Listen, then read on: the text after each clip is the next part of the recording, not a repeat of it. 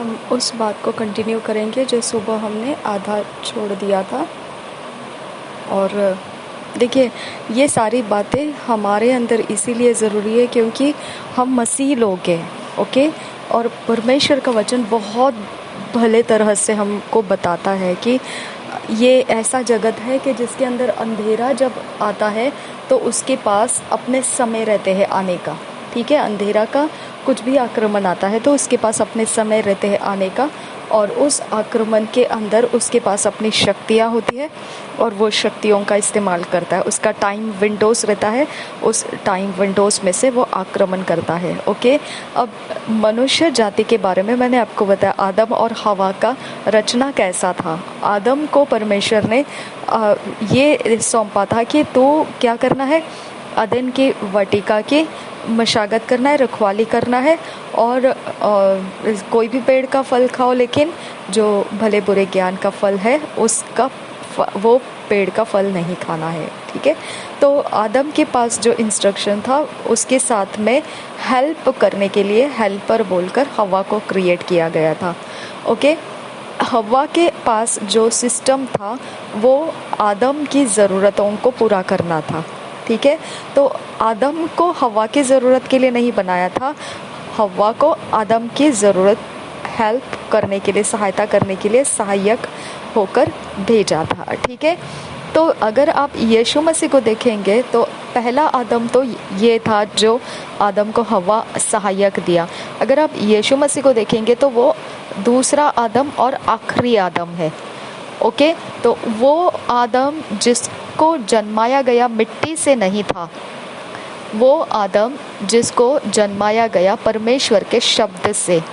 पवित्र आत्मा ने मरियम के कोख में परमेश्वर ने दिया हुआ शब्द लाया और रख दिया, और वहाँ से उसका पनपना शुरू हो गया, और फिर वो जन्म लिया और वो यीशु नाम से जाना गया। अब उसके लिए जो सहायक चाहिए था, अब वहाँ पर कोई स्त्री जाति नहीं था, उसका कोई एक सहायक रूप में कोई महिला या स्त्री को या नारी को नहीं बनाया। वहाँ पे सहायक जो था वो पवित्र आत्मा था, ओके, जो हमको सहायता करने के लिए भेजा गया। हमारे लिए मददगार की ज़रूरत थी। तो शारीरिक अवस्था में आदम था तो उसको मदद करने के लिए हवा को दिया गया था। अब यीशु मसीह में हम आ गए हैं तो हमारी मदद के लिए हमारा मददगार सहायक पवित्र आत्मा है। आपको सिस्टम समझ में आना चाहिए, तभी जाके आपको समझेगा। गदरीन के दुष्ट आत्माग्रस्त वो आदमी इतने हजारों दुष्ट आत्माओं को अपने अंदर लिए बैठा था, वो कैसे क्या उस यीशु के सामने नमन करने लगा, ओके। उसका कारण क्या था, वो इतनी महाभयंकर ऐसे सबको पीड़ाएं दे रही थी, और फिर यीशु के सामने उसको गिड़गिड़ाते हुए लड़खड़ाते हुए आने की ज़रूरत क्या थी, है ना। इसका मतलब क्या है, मैं आपको वहाँ पे आपका ध्यान खींच रही हूँ क्योंकि ये मैंने परमेश्वर से मांगा था और परमेश्वर ने मुझे दिया। और निश्चित है जब परमेश्वर देता है तो बात ख़त्म हो जाता है, उसके अंदर शक्ति होती है, उसके अंदर कुछ बदल देने की ताकत कुव्वत होती है, ओके। अब आपको ध्यान देना है। देखो, जब हम बोलते हैं, मैं एक दिन ऐसे मैं ज़्यादा कभी ऊंची आवाज़ में नहीं बोलती हूँ, सिर्फ दुष्ट आत्माओं के काम वगैरह बढ़ने लगते तब मैं फटकारने के लिए ऊंचा आवाज़ करती हूँ, ओके। लेकिन मैंने एक अनुभव किया, जैसे हम परमेश्वर के अंदर अपने गुणों को सीधे करते जा रहे हैं, जैसे हमारे अंदर से परमेश्वर के गुण बढ़ते जा रहे हैं, स्वभाव बढ़ता जा रहा है, परमेश्वर के अंदर का विश्वास बढ़ता जा रहा है, अनुग्रह हमारे अंदर भरता जा रहा है। जैसे जैसे हम ANM मिनिस्ट्री, PBSM मिनिस्ट्री हम फॉलो करते जा रहे हैं, वैसे वैसे अभिषेक का दौर हमारे ऊपर बारिश हो रही है, और आराधना के समय, वचन के समय, और वो दुष्ट आत्माओं को निकालने का समय रहता है उस समय, ये सारे समयों को लेकर और आखिरी प्रार्थना में जो हमको आशीषित किया जाता है, वहाँ तक सब कुछ अनुग्रह का सामर्थ्य अभिषेक हमारे अंदर भरता जा रहा है, ओके। और ये सामर्थ्य अभिषेक आप अब देखिए, जब मैं एक दिन ऐसे ही कुछ बात हो गई और मैंने जाकर ऐसे किसी को आवाज़ लगाया, बिल्डिंग के नीचे जाकर एक रूम था, उनके अंदर से मैंने किसी को बुलाना था बाहर, मैंने बाहर बुलाया। और क्योंकि वो मतलब उन ऑफिस के लोग थे, तो मैंने उनको कुछ पूछने के लिए बुला लिया था कि आप मेरे घर के दरवाजे पर आए थे क्या, बेल दिया था क्या, ऐसा कुछ पूछने के लिए मैंने उनको आवाज़ लगाया। जब मैंने आवाज़ लगाया तब मुझे एक बात नज़र आई कि उनके अंदर एकदम थरथराहट भर गई। ओके, एकदम उनके अंदर ऐसा कंपकपी भर गई कि पूछो मत। ओके, तो मैंने महसूस किया कि मेरे बोलने में एक वज़न चढ़ चुका है। ओके, परमेश्वर का हमारे अंदर का अभिषेक शैतान को थरथरी भर देता है, कंपकपी भर देता है, डरा देता है वो, क्योंकि वो गुनहगार है। हालेलुया, वो गुनहगार है, तो फिर उसको हमारे सामने रुकने का हियाव नहीं बनता है। ओके, मनुष्य के अंदर वो अगर है ना, तो मनुष्य आपको हड़बड़ी करता हुआ दिखाई देगा। मनुष्य के साथ कनेक्टेड है वो, तो वो लड़खड़ाता हुआ दिखाई देगा आपको। ओके, भले ही वो मनुष्य उसको कैसे भी करके छुपाने की कोशिश करेगा, क्योंकि सभ्यता नहीं दिखता है लड़खड़ाना, किसी के सामने लड़खड़ा जाना सभ्यता नहीं दिखता है। इसके लिए वो अपने आप को कंट्रोल करेगा, अपने अंदर के हर एक हलचल को शांत रखने की कोशिश करेगा और नॉर्मल बिहेव दिखाएगा ऊपर की तरफ से। लेकिन अगर आप आत्मा में तेज बन चुके हैं, तो आपको असर मालूम पड़ेगा कि यहाँ कुछ दाल में काला था और यहाँ पे कुछ हो चुका है, जो परमेश्वर के आत्मा ने कुछ दे दिया है यहाँ पर। ओके, तो ये प्रकार से हमारे अंदर का वज़न जो है, यीशु मसीह के अंदर का वो वज़न जो है, दुष्ट आत्मा जानती थी। समझ में आया? ये वज़न एक्चुअली क्या है पता है? आपके साथ परमेश्वर के स्वर्ग की सेना का वज़न है ये। ओके, आपके साथ परमेश्वर के स्वर्ग आपके ओर से बैकिंग में खड़ा है। ये आपका वज़न बन जाता है, ये आपकी कीमत बन जाती है, ये आपकी वैल्यू बन जाती है। ओके, इसके लिए बोला गया है कि आपको अगर अज्ञानता है तो आप नाश हो जाएंगे। अगर आपको ये अज्ञानता हटा दी गई तो आप समझ पाएंगे कि क्या है एग्जैक्टली हमारा लाइफ मसीह के अंदर, और आप बेफिक्र होकर जिएंगे इसके बाद। ओके, क्योंकि यहाँ सब कुछ सिस्टम के अनुसार चलता है, कुछ भी अड़म तड़म नहीं चलता है। ओके, कुछ भी अड़म तड़म नहीं चलता है। जैसा एक एग्जाम्पल है रबर बैंड का, एक पास्टर बता रहे थे कुछ और उदाहरण से, लेकिन मुझे ये उदाहरण के जगह जो रबर बैंड यूज़ किया गया उसका जो काम करने का तरीका है वो मुझे कुछ और चीज़ सिखा दिया। ओके, ये रबर बैंड ऐसा रहता है कि अगर उसको तन लो तो वो जितनी दूर तक उसकी कैपेसिटी है उतनी दूर तक वो जाएगा, लेकिन उतनी दूर से अगर उसको छोड़ दो वो रिवर्ट बैक अपने पोजीशन में चला जाएगा। ओके, और उसके पोजीशन से ज़्यादा, उसकी कैपेसिटी कुव्वत से ज़्यादा उसको तन दिया जाए तो वो टूट जाएगा। ओके, कमज़ोर रहेगा, वो टूट जाएगा। उसके अंदर कुव्वत नहीं है उसके बाहर जाने की, उसके लिमिट के बाहर जाने की, वो टूट जाएगा। ओके, और अगर उतना ज़ोर से लंबे दूरी से हम उसको छोड़ देंगे तो वो बहुत ज़ोर का शॉट लगेगा और वो शॉट इंसान को ज़ख्मी भी कर सकता है। ओके, वो फोर्स उसके अंदर से रिलीज़ होने वाला वो ज़ख्मी भी कर सकता है। ओके, तो आपको यहाँ पे एलिमेंट इसके अंदर जो यूज़ किया गया है मटेरियल, उसके कुव्वत के अनुसार उसको रबर बैंड बनाया गया है। ओके, और ये कुव्वत देखो आपको ज़ख्मी करने की ताकत रखता है। ओके, ये कुव्वत ऐसी है कि अगर इसके ऊपर ज़्यादा भार डाला जाए तो ये टूट जाएगी। ओके, ये कुव्वत ऐसी है कि इसके अंदर की जो लवचिकता है, जिसके अंदर फ्लेक्सिबिलिटी कहते हैं, उसको अगर बहुत दूर खींचने के बाद छोड़ दो तो वो आप रिटर्न बैक उसकी अवस्था में चली जाएगी, जैसे थी वैसे अवस्था में वो दोबारा हो जाएगी। ओके, ये सारा मटेरियल जो उसके अंदर का है वो उसका वैल्यू है, वो उसका कैरेक्टर है। ओके, और उसको नाम दिया गया रबर बैंड। आज अगर उसके अंदर यूज़ किया हुआ मटेरियल को अगर आप बोलोगे ना कि ये केमिकल का नाम अगर आप बोलोगे कुछ अलग तरीका उसमें भरा हुआ है केमिकल, तो जिससे वो बनाया गया है, अगर उसके प्रोसेसिंग में जो यूज़ किया गया केमिकल्स है, अगर उसके नाम लेकर आप लोगों के बीच में जाओगे ना तो वो पहचानेंगे नहीं आप किसकी बात कर रहे हैं। लेकिन आप एक प्रोडक्ट बना के जो लोगों के बीच में लाया और उसके नाम से उसको पहचानने के लिए नाम दिया गया, तो वो रबर बैंड ऐसा नाम दिया गया। अगर आप कोई भी साधारण बच्चे के सामने भी रबर बैंड बोलोगे, अगर उसको उतनी जानकारी आ चुकी है रबर बैंड है, तो फिर वो हमेशा ही आपको बराबर से सही चीज़ निकाल कर दे देगा। समझ में आया? तो आपको नाम से मतलब नहीं है, नाम आपके लिए है कि जनरल जगहों में जब आप उस नाम को बोलोगे तो बाकी दूसरे लोग आपकी बोली को समझेंगे, आपको क्या चाहिए वो समझेंगे और आपको वही देंगे जो आपके पास आप मांग रहे हैं। नाम का इतना ही महत्व रहता है, ओके। लेकिन उसके अंदर का वैल्यू, उसके अंदर की कुव्वत, उसके अंदर का कैरेक्टर किससे बनता है? कुछ मटेरियल्स रहता है जो उसका कैरेक्टर का, उसका नेचर का, उसके गुणों का, उसके प्रभाव का, उसके असर का कारण रहता है, ओके। तो इस प्रकार से नेचुरल अवस्था की मैं बात कर रही हूँ आपको, नेचुरल स्वाभाविक अवस्था की। हर एक चीज़ के अंदर परमेश्वर ने कुव्वत रखी है, काबिलियत रखी है। वही रबर बैंड आपको चोट भी पहुंचा सकता है अगर आपने बड़ी लंबे तार खींच ली उसकी और फिर बाद में आप उसको उतनी दूरी से छोड़ दोगे तो फिर वो आपको रिटर्न बैक, अगर आपने पकड़े रखा है उसको, तो वो फटका लगेगा और आपको ज़ख्मी भी कर सकता है।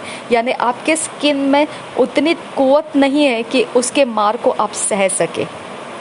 समझ में आया? तो आपका और उसका दुश्मनी भी बन सकता है। कोई फैक्ट्रीज में वही रबर बैंड का अगर बड़ा पट्टा बेल्ट बना के लगाया है, अगर वो छूट जाए तो इंसान को मार भी डाल सकता है। समझ में आया?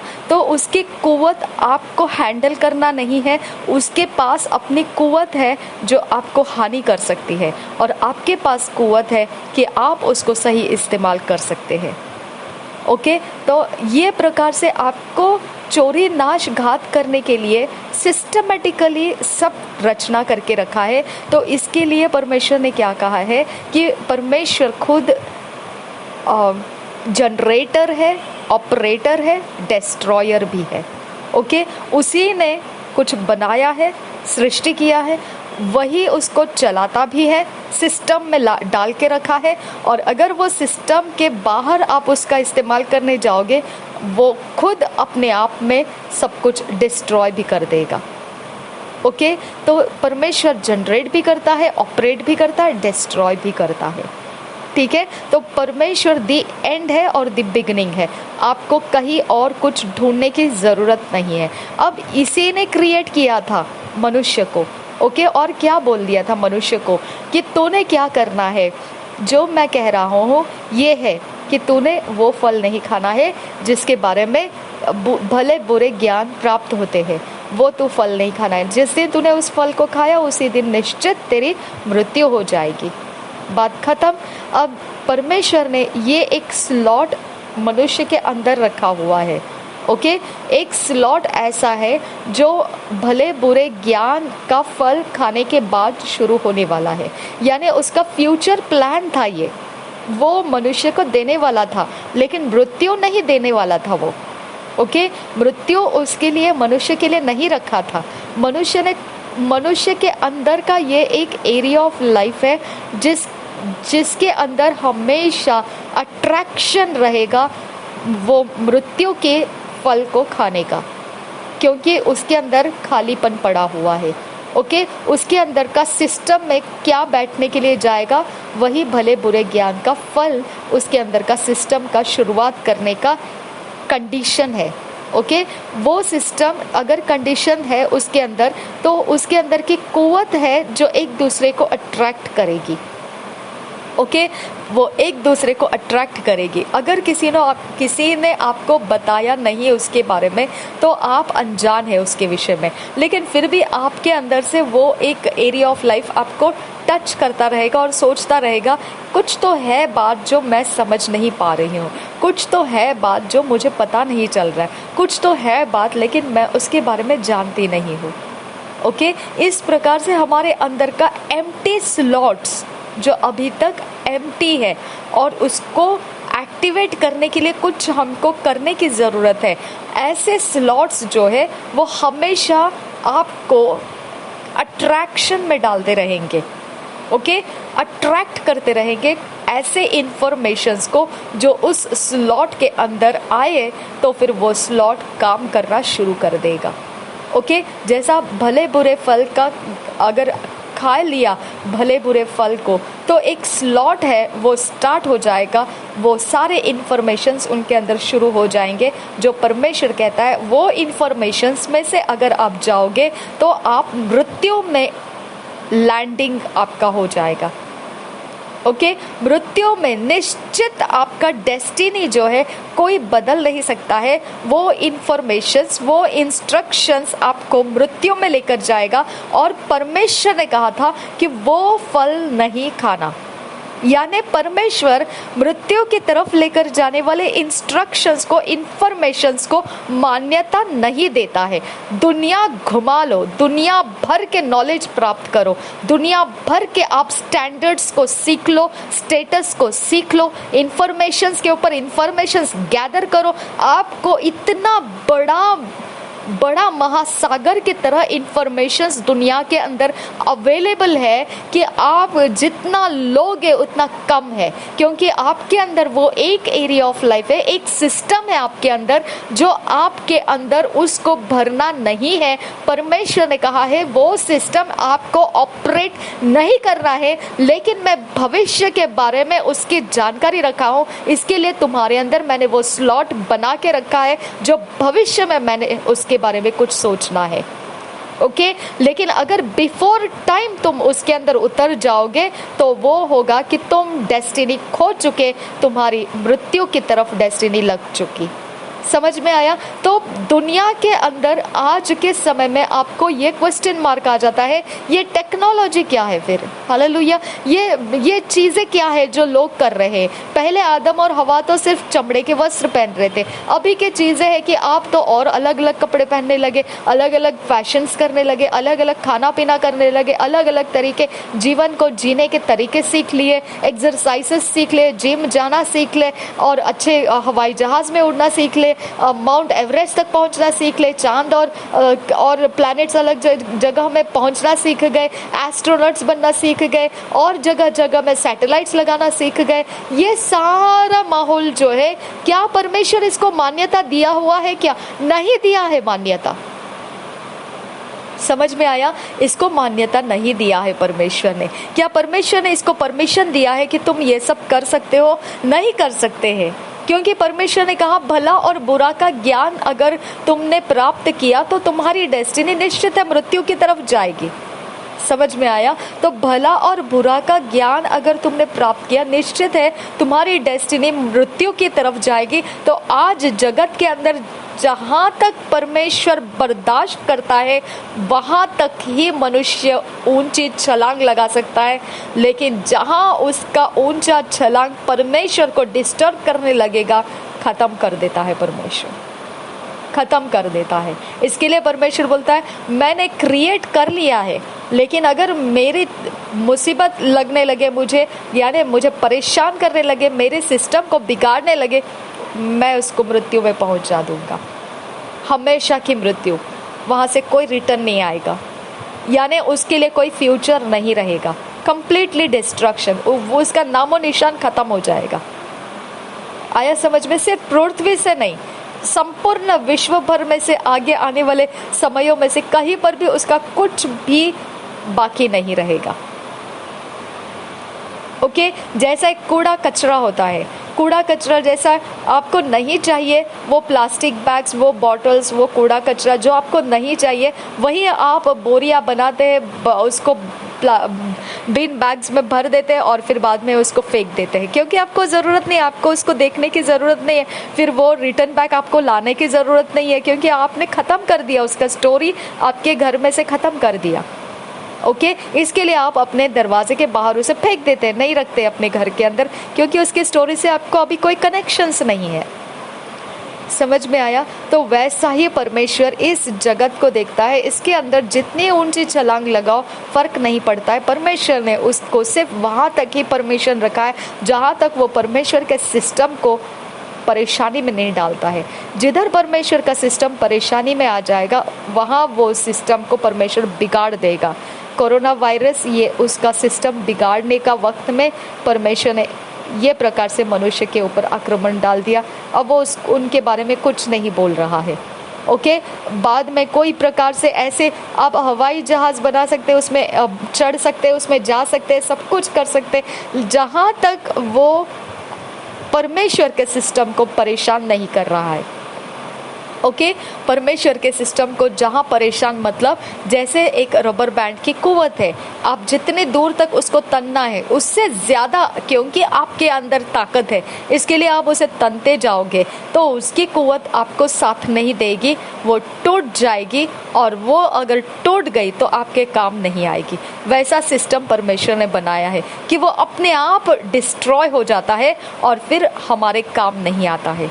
ओके, जो शरीर दुष्टता के इंफॉर्मेशंस में बहुत ज़्यादा बढ़ता जाता है वो अपने आप खुद को डिस्ट्रॉय कर लेगा और आगे उसका शरीर उसको साथ नहीं देगा। समझ में आया? क्योंकि परमेश्वर का ये सिस्टम है, रबर बैंड को किसी को बोलने की ज़रूरत नहीं है टूट जा।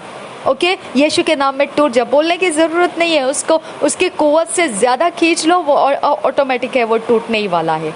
ओके, लोहे को तोड़ने के लिए गर्म करना और फिर उसको तोड़ना, बोलने की ज़रूरत नहीं है, उसकी सिस्टम है वो, अगर उसको गर्म किया जाए तो वो टूटने वाला है।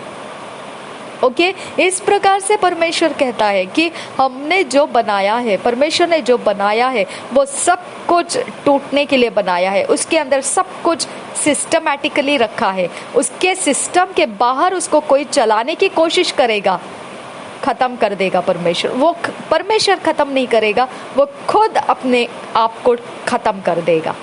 समझ में आया? तो ये इन्फॉर्मेशंस की बातें हैं। ऐसा इन्फॉर्मेशंस फिर जब जगत के अंदर आप देखते हैं, और फिर जब मैं परमेश्वर को पूछ रही थी क्या मैंने ऐसे इंस्ट्रक्शंस को फॉलो करना है क्या प्रभु, कि रेड कलर का ना ये वाला ऐसा पहनेंगे तो ये प्रॉब्लम नहीं आएगा, ब्लैक कलर का वो वाला पहनेंगे तो वो वैसे प्रॉब्लम नहीं आएगा, ग्रीन कलर का ऐसा करेंगे तो वो प्रॉब्लम नहीं आएगा, प्रेयर शॉल लोगे तो ये ऐसे तरह से प्रेयर हो जाती है, वो ऐसा कुछ करोगे। तो मैंने परमेश्वर से बोला क्या ये सब मैंने करना है या नहीं करना है, मुझे साफ तरीके से बता, और अगर करना है तो इसकी मुझे सही ढंग से जानकारी दे, क्योंकि मैं इसके बारे में नहीं जानती हूँ। लेकिन क्योंकि मेजॉरिटी ऑफ द क्रिश्चियंस ये फॉलो कर रहे हैं तो मुझे भी सोच में पड़ना पड़ता है, भाई ये है क्या। ओके, क्या ये हमको फॉलो करना है क्या? अगर ये फॉलो करना है तो वो छुपा छुपा के क्यों फॉलो करते हैं, ओपनली क्यों नहीं डिक्लेयर करते कि ये फॉलो करना है? अगर छुपा छुपा के फॉलो कर रहे हैं, ओपनली टीचिंग्स नहीं दे रहे, तो इसका मतलब दाल में कुछ काला है, जिसके बारे में वो खुद भी खतरे उठा रहे और किसी को कुछ बता नहीं रहे हैं। ओके, तो हम ये भी समझ जाते हैं कि कुछ ऐसे हथियार है जो परमेश्वर देता है। ओके, और वो हथियार कभी भी आपको कोई ओपनली पुलपिट के ऊपर से नहीं बताएगा कि ये हथियार है, परमेश्वर ने हमको दिया है, क्योंकि कोई कंट्री अपने अंदर एक गुप्त में, सीक्रेट में, सेफ्टी के कारण रखी हुई कोई भी अवस्था को ओपनली जाहिर नहीं करता है, कोई कंट्री नहीं करता है। ओके, जो एक्सपोज्ड है, जो बाहरी आउटर रियाम में, आउटर कोर्ट में, बाहरी आंगन में जिसका इस्तेमाल होता है, जैसे उद्धार का टोप है, सच्चाई के कमरबंद है और पैरों में मेल की तैयारी की, ये आउटर कोर्ट को लगने वाले वेपन्स सब जन बता सकते हैं क्या क्या वेपन्स है। लेकिन आपका स्पिरिट और सोल के अंदर सीक्रेट में जो इन्फॉर्मेशन यीशु मसीह को बचने के लिए दिया गया था, यीशु मसीह को बचने के लिए यूसुफ को बोला गया था तो वहाँ से उसको निकाल ले और दूसरी जगह में चला जा जब तक हेरोद मर ना जाए। ये एक सीक्रेट एरिया है। अगर ये इन्फॉर्मेशन यीशु मसीह को बचाने के लिए वहाँ से निकल जाना, तो देखा जाए तो ये डरपोकपन का लक्षण दिखता है। जबकि वो परमेश्वर का पुत्र है, तो उस परमेश्वर ने उसको छुपा के क्यों लेके जाना है? क्योंकि परमेश्वर कहता है कि तुझे हेरोद मरने तक रुकना है। इसका मतलब एक सिस्टम है जो परमेश्वर कहता है वो खुद उसकी विपत्ति खत्म होने वाली है। ओके, तुझे कुछ करने की जरूरत नहीं है। इसके लिए कुछ हमारे ऊपर के विपत्तियां, कुछ हमारे ऊपर की घटनाएं, कुछ हमारे ऊपर के आक्रमण खुद अपने आप को डिस्ट्रॉय करने वाले हैं। इसके लिए परमेश्वर वहां तक हमको बचा बचा कर निकाल लेता है। ओके, कोई इंसान हमें फेवर कर लेगा, कोई हम खुद प्रार्थना के द्वारा अपने आप को बचा लेंगे, या कभी किसी अभिषिक्त दास के हाथ रखने से हम बचा लिए जाएंगे। कुछ भी होगा, लेकिन परमेश्वर हमको बचा कर लेकर जाएगा, क्योंकि परमेश्वर को पता है वो खुद अपनी कुवत में खत्म होने वाला है। ओके, उसकी कुवत के जितने डींगे हैं, उसकी डींगे की उसकी लिमिट जब आ चुकी है, तो परमेश्वर भी कुछ नहीं करता है। वो कहता है ठीक है, ऐसे ही उसको और आने दे, आगे आने दे, फिरौन की तरह। ओके, आने दे उसको और आगे आने दे। ओके, खत्म करूंगा मैं, लेकिन मैं नहीं, वो खुद अपने आप को खत्म करेगा। क्योंकि जब इस्राएल वो लाल समंदर से पार हो चुके, खत्म बात, पार हो चुके, तो लाल समंदर को दुभागे रखने का कारण क्या रहता है परमेश्वर को? बात समझ में आया आपको?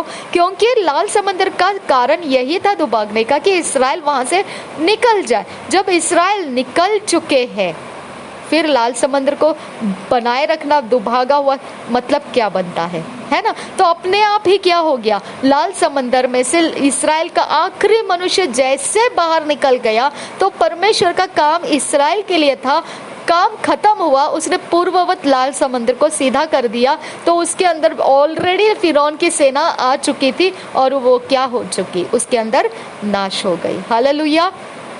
और हमको क्या लगता है, परमेश्वर ने वो बाढ़ उसके ऊपर डाल दिया।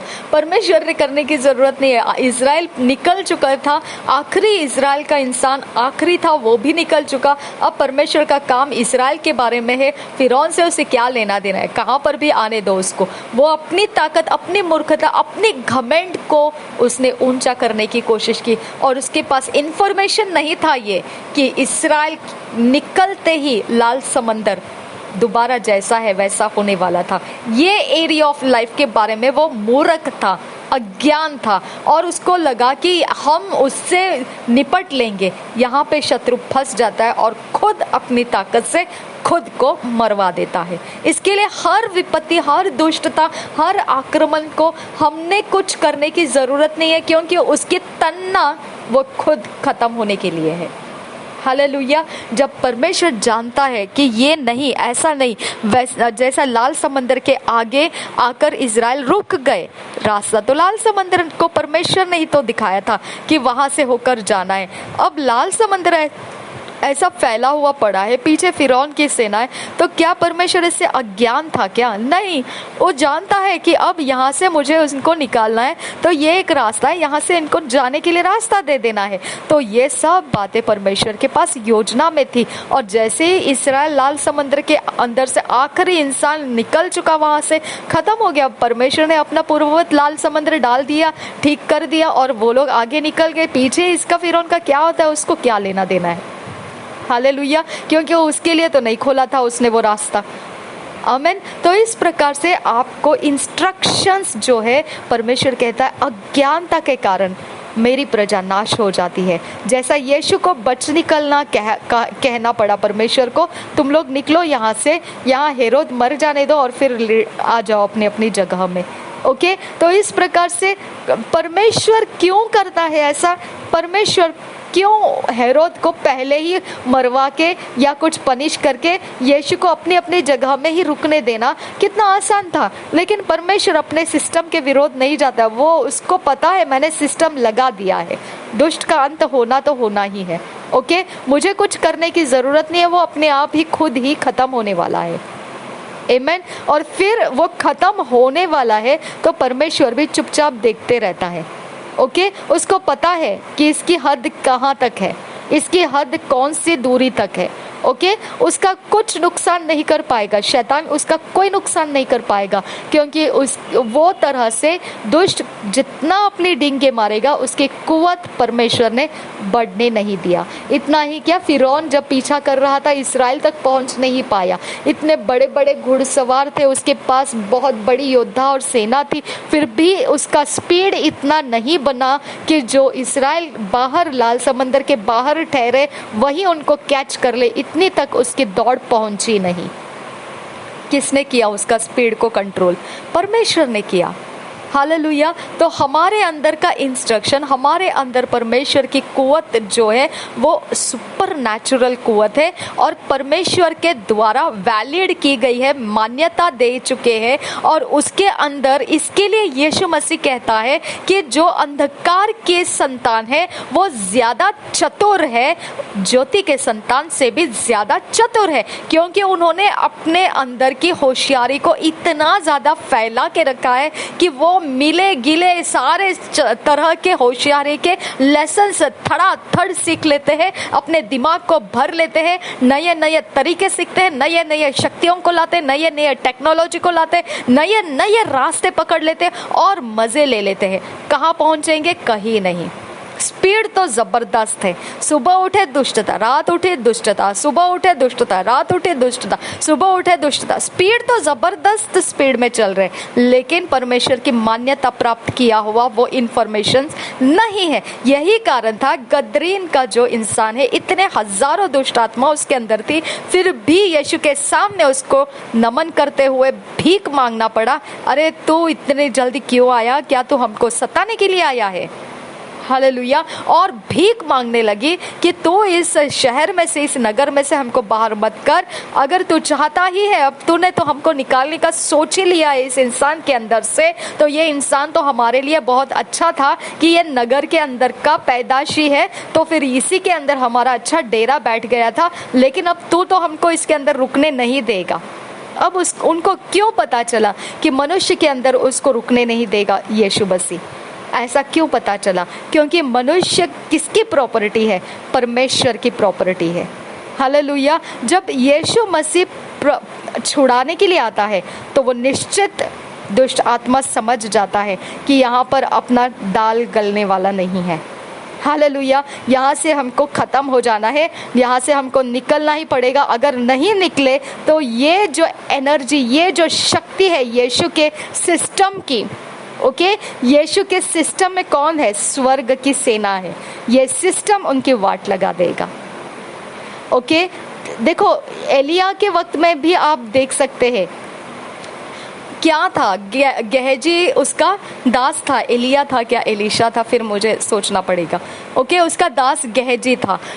उसने क्या बोला? अरे सुबह के वक्त वो लोग अच्छा टहल रहे थे, अच्छा हवा ले रहे थे, सुबह का अच्छा समय वो ले रहे थे, और देखिए क्या हो गया। गेहजी ने क्या देखा कि शत्रुओं के सेना ने घेरा डाल लिया है और वो बंदी करने के लिए आए हैं। ठीक है, अटैक करने के लिए, आक्रमण करने के लिए आए। ओके, तो वहाँ पे वो भविष्यद्वक्ता क्या कहता है? गेहजी डरा डरा आया था। उसने बोला अरे अरे अरे क्या करेंगे, ये देखो ऐसा समस्या आ गया, अभी तो जस्ट हम उठे ही हैं, सुबह का समय है और देखिए कैसे शत्रु ने रात भर में काम करके रखा है। तो वो भविष्यद्वक्ता बोलता है चिंता मत कर, जो हमारी ओर से है वो ज्यादा सामर्थी है, जो उनकी ओर से उससे ज्यादा सामर्थ्य है। यानी जो मान्यता प्राप्त किया हुआ इंसान है, जिसके अंदर परमेश्वर का डर है, वो परमेश्वर के इंस्ट्रक्शन को फॉलो कर रहा है।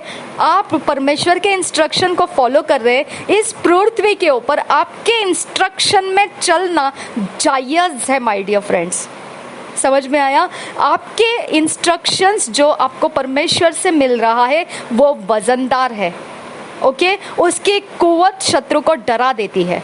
उसकी कुव्वत दुष्ट आत्माओं को डरा देती है। उसकी कुव्वत जब आप यूज करते हैं, हर टेक्नोलॉजी को फेल होना पड़ता है, हर बीमारी के हर वजह को फेल होना पड़ता है, हर एक गरीबी को फेल होना पड़ता है, हर एक दुष्ट भावनाओं को फेल होना पड़ता है, क्योंकि आपके अंदर का इंस्ट्रक्शन का मूल्य जो है, बहुमूल्यता जो है, प्रेशियसनेस जो है, उसका वजन सपोर्ट कौन है? स्वर्ग की सेना है। आमेन। स्वर्ग की सेना के कारण आपका दरारा रहता है। इस्राएल के पास कोई ताकत नहीं थी, कोई कुव्वत नहीं थी ऐसे कि वो अपनी शक्ति को प्रदर्शित करे लोगों के बीच में, लेकिन लोग इस्राएल से डरते थे। हालेलुया। इसका कारण क्या है पता है? क्योंकि वो जिसकी इंफॉर्मेशन को फॉलो कर रहे, वो यहोवा परमेश्वर के इंफॉर्मेशन को फॉलो कर रहे थे, और उनकी कुव्वत उस इंफॉर्मेशन के कारण मान्यता प्राप्त की हुई थी, जो पृथ्वी के ऊपर वो एस्टैब्लिश होने के लिए थे, स्थिर होने के लिए थे, जड़ पकड़ लेने के लिए थे, और अपना जीत का झंडा गाड़ने के लिए थे। हालेलुया। हाँ, वो चट्टान पर बंधे घर थे जिनको कोई हिला नहीं सकता है। ऐसे इंस्ट्रक्शंस के अंदर उनके रोज के जीवन चल रहे थे, और उनको सपोर्ट करने के लिए परमेश्वर के स्वर्ग की सिस्टम मौजूद थी। जो सिस्टम, अगर परमेश्वर के सिस्टम के विरोध कोई अपनी ताकत दिखाएगा, तो फिर वो उनके विरोध उठ जाते हैं। ओके, वो उनको उस कुव्वत में तोड़ देते हैं, क्योंकि परमेश्वर क्या है? जनरेट भी करता है, ऑपरेट भी करता है, डिस्ट्रॉय भी करता है। हालेलुया। तो यहाँ पे हमारा कोई बोलबाला नहीं रहता है। यहाँ पर हमारी कुव्वत अपने अंदर की शक्ति के अनुसार नहीं रहती है। जैसा शमशोन क्या बताया? शमशोन ने बोला कि मेरी कुव्वत मेरे बालों में है, अगर मेरे बाल कटवा दिए तो फिर मेरी शक्ति निकल जाएगी, ऐसा कहा था, है ना। और वो दलीला ने क्या कर दिया? उसके बाल कटवा दिए, और सच में वो पकड़वाया गया, और इसके अंदर से उसकी शक्ति खत्म हो गई। तो वो अपनी कुव्वत से पलिश्तियों को मारता था क्या? नहीं। ओके, अपनी कुव्वत से पलिश्तियों का पीछा करता था क्या? नहीं। वो अपनी कुव्वत से नहीं था। पलिश्ती के अंदर का डर क्या था? शमशोन का शक्ति। ओके, और वही शक्ति को उन लोगों ने अटैक किया, वही शक्ति को पकड़ने के लिए, वो शक्ति को निकालने के लिए उन्होंने शमशोन को फंसाया, और फिर वो शक्ति का निशाना कर दिया, और वहाँ से उसका शक्ति निकल गया, परमेश्वर वहाँ से हट गया, और वहाँ से फिर उसके लिए कोई रास्ता आगे नहीं रहा कि वो अपने आप को बचा सके, क्योंकि उसके अंदर ये इन्फॉर्मेशन आना बंद हो गया कि तू अपने आप को और एक बार बच निकल कर और परमेश्वर के जो मार्ग है उसमें चलने की दुआ कर परमेश्वर से। अगर परमेश्वर ने दुआ सुन ली तो तू इसके अंदर से तू जीत भी जाएगा और आगे जा भी पाएगा। वो वाला इंस्ट्रक्शन उसके अंदर नहीं आया। समझ में आया? तो अगर कोई इंसान मसीह और मरता है तो उसके अंदर का इंस्ट्रक्शन खत्म हो गया, उसके अंदर का इंस्ट्रक्शन को और आगे जाने नहीं दिया परमेश्वर ने, बचने का रास्ता नहीं दिया परमेश्वर ने, तो इसके लिए वो इंसान मर जाता है। समझ में आया? उस इंस्ट्रक्शन का ना आने का कारण क्या था? शमशोन का इंस्ट्रक्शन ना मिलने का कारण क्या था?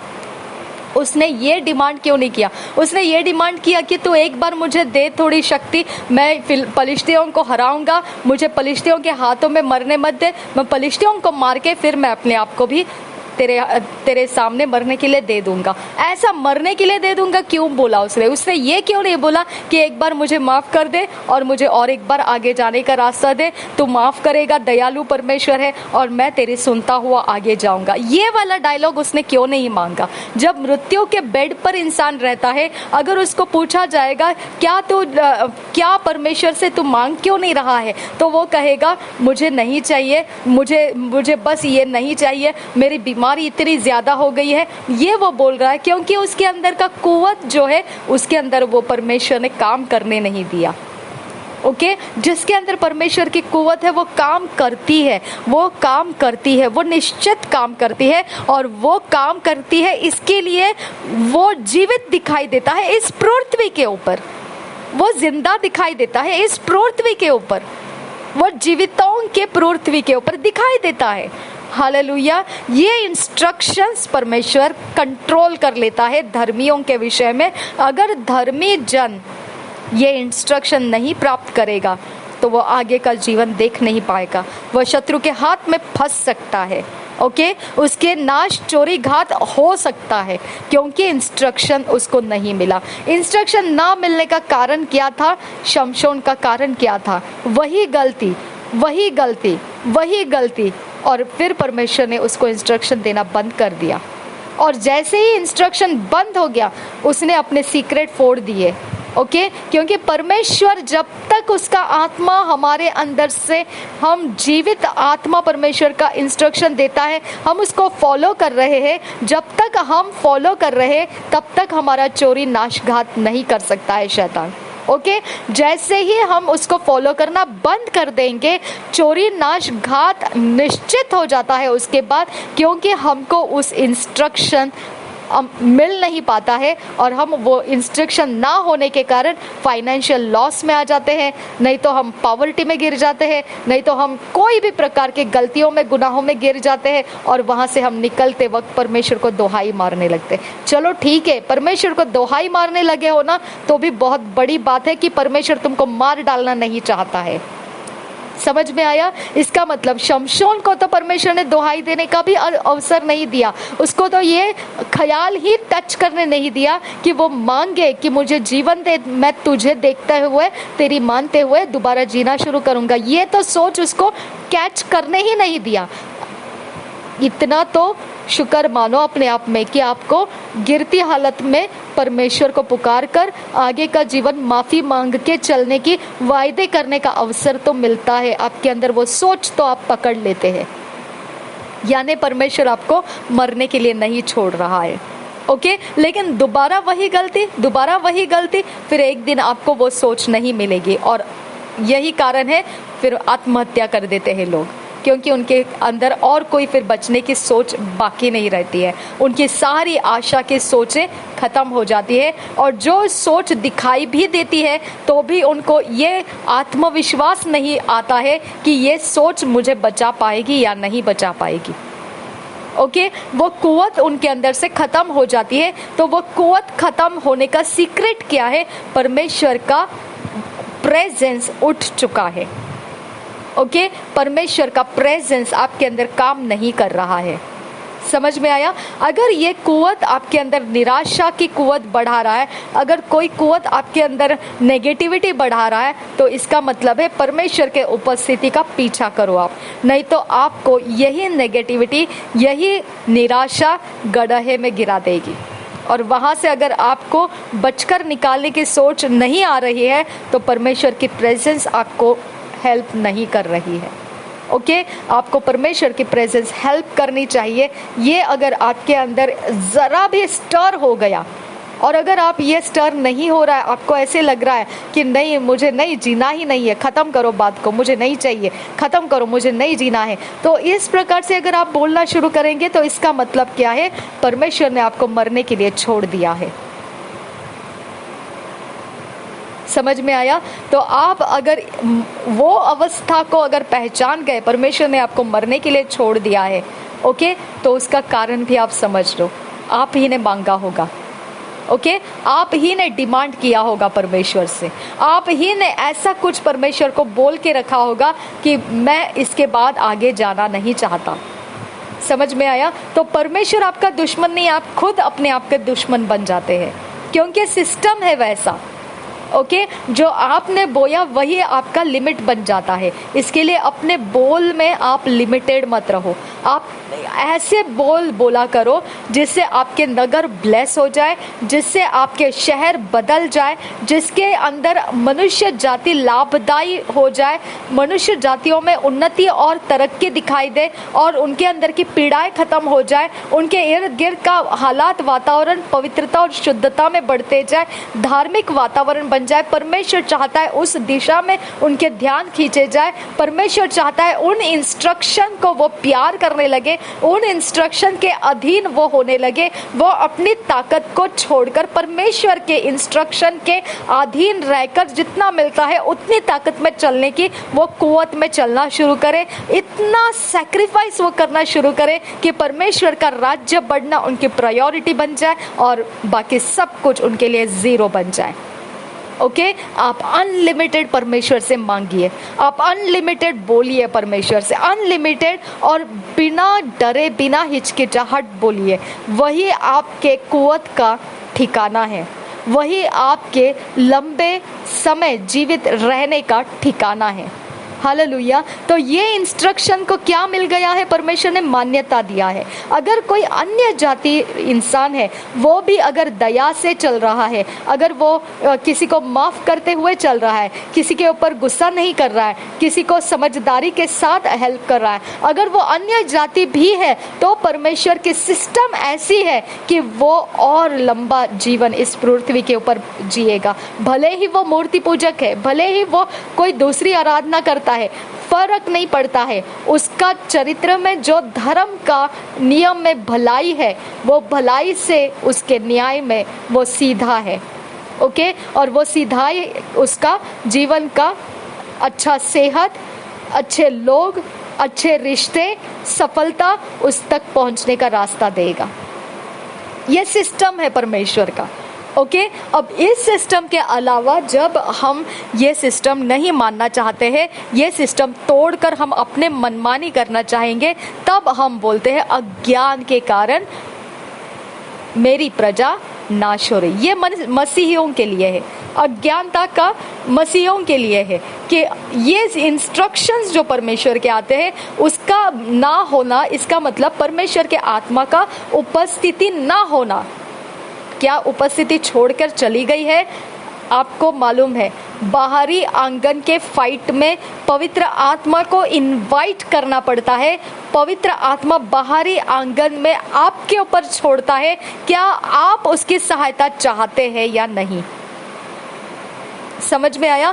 क्या आप उसकी ताकत लेकर आपके युद्ध जीतना चाहते हैं कि नहीं? ये आपका फैसला है। बाहरी आंगन से जब कुछ निपटना होता है तभी, क्योंकि बाहरी आंगन में पवित्र आत्मा सिर्फ आपकी सहायता के लिए सहायक है। वो उसका डेरा कहाँ है? आपके आत्मा के अंदर है।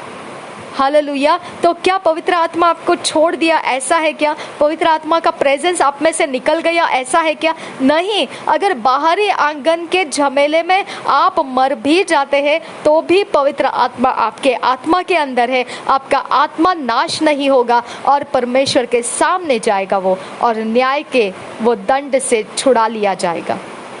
समझ में आया? लेकिन पृथ्वी के ऊपर का जो जीवन, बाहरी आंगन, जो मनुष्य का शरीर का जो जीवन है, उस जीवन के अंदर का मसला आप कैसे हैंडल करना चाहते हो, ये आपके लंबे जीवन का फैसला करेगी। ये आपके आशीर्वादों का फैसला करेगी। ये आपके शांति का फैसला करेगी। ये आपके इर्द गिर्द के माहौल का फैसला करेगी। ये सब कुछ आपके शरीर को जो एटमॉस्फेयर की ज़रूरत है उसका हिसाब रखेगी। अगर आपने दुष्टताई की तो आपका शरीर का एटमॉस्फेयर दुष्टता के सिस्टम के साथ बिगड़ चुका है और आपको उस सिस्टम में कंफर्ट नहीं रहेगा, शांति नहीं रहेगा, परेशानियां रहेगी। ओके, रास्ता क्या है? मन फिराओ, परमेश्वर के पास आ जाओ, क्षमा मांगो और शांति को दोबारा अपने बाहरी आंगन के वातावरण में लौटा कर लेकर आ जाओ। ओके, बाहरी आंगन में आपको कभी भी परमेश्वर के गीत पसंद नहीं आएंगे, परमेश्वर की आवाज़ पसंद नहीं आएगी। परमेश्वर जो बोलेगा वो आपको बाहरी आंगन में ललचाएगा नहीं, परमेश्वर की तरफ आपको मोहित नहीं करेगा, प्रभावित नहीं करेगा, क्योंकि बाहरी आंगन में कुव्वत नहीं है परमेश्वर को इकट्ठा करने की। ओके, परमेश्वर को अपने अंदर समेट लेने की कुव्वत बाहरी आंगन में नहीं है। परमेश्वर के लिए बाहरी आंगन सिर्फ आपके अंदर से पृथ्वी के ऊपर काम करने तक ही सीमित है। बाहरी आंगन से परमेश्वर के आत्मा को और कुछ भी काम नहीं है। बाहरी आंगन के ऊपर तो आप अपनी मनमानी करते हैं। ओके आप अपनी मनमानी, मैं अपनी मनमानी करती हूँ। अगर मुझे पसंद नहीं आया, मैं 2 बातें छपट कर बोल देती हूँ। ओके अगर मुझे ठीक लगा, मैं बहुत प्यार से रहती हूँ। तो मेरी मनमानी चलती है बाहरी आंगन में। बाहरी आंगन में मुझे चाहिए वैसा स्टाइल रहता है, मुझे चाहिए वैसे जीवन शैली रहता है, मुझे चाहिए, मुझे पसंद है उन लोगों को। मैं अपने दोस्त, मैं अपने सहेली रखती हूँ, मैं अपने रिश्तेदार रखती हूँ। मेरे बाहरी आंगन को जो कंफर्टेबल लगता है वैसी अवस्थाओं को मैं अपने साथ रखती हूँ। जो अनकंफर्टेबल लगता है मैं उसको धुड़काड़ देती हूँ, बाहर निकाल देती हूँ, अपनी संगति में नहीं रखती हूँ। ये सब क्या है? बाहरी आंगन का वातावरण है। हालेलुया।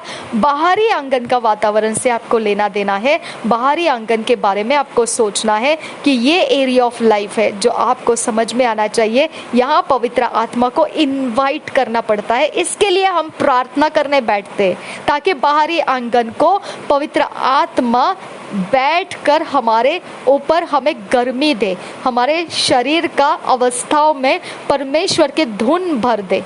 ये डब्बा है, खाली डब्बा है। ओके इस डब्बे के अंदर हम इसीलिए प्रार्थना करते हैं कि इस डब्बे के अंदर परमेश्वर का आत्मा का गर्मी भर जाए, परमेश्वर के सोच की गर्मी भर जाए, परमेश्वर के इमेजिनेशंस हमारे सोल में, हमारे बॉडी में बहने लगे, परमेश्वर के विजुअलाइजेशन हमारे दृष्टि में से परमेश्वर की बातें हमको दिखाई दे। क्लियर? ये एरिया ऑफ लाइफ आपको समझ में आना चाहिए, नहीं तो आप ये एरिया ऑफ लाइफ है जहाँ पर फंस सकते हैं। ओके जहाँ पर बाहरी आंगन का डेरा आपको समझ में नहीं आया कि लोग ऐसा क्यों करते हैं और आप ऐसा क्यों नहीं करना है। ये इसीलिए है बाहरी आंगन का वातावरण दुनिया भरा हुआ है, दुनिया भरा हुआ है।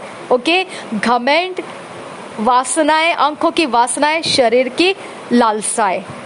ओके शरीर की लालसाएं, आंखों की अभिलाषाएं और जीवन का घमंड, इससे सारा जगत भरा हुआ है बाहरी आंगन के लिए।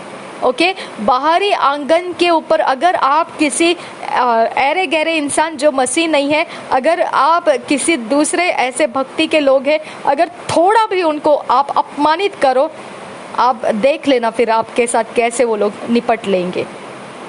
ओके क्योंकि उनके अंदर उनकी घमंड है जो उनके बाहरी आंगन को कोई कुछ नहीं बोलना चाहिए।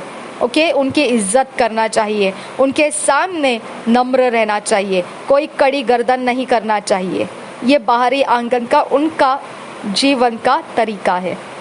ओके उस बाहरी आंगन के बारे में मैं आपको बता रही हूँ। इस बाहरी आंगन के विषय में हमको परमेश्वर इंस्ट्रक्शंस देता है। अगर वो इंस्ट्रक्शंस हम चल रहे हैं तो बाहरी आंगन का डर हमारे शत्रुओं के ऊपर रहता है। वो डर क्यों है? हमारे इंस्ट्रक्शंस परमेश्वर की मान्यता प्राप्त किए हुए हैं।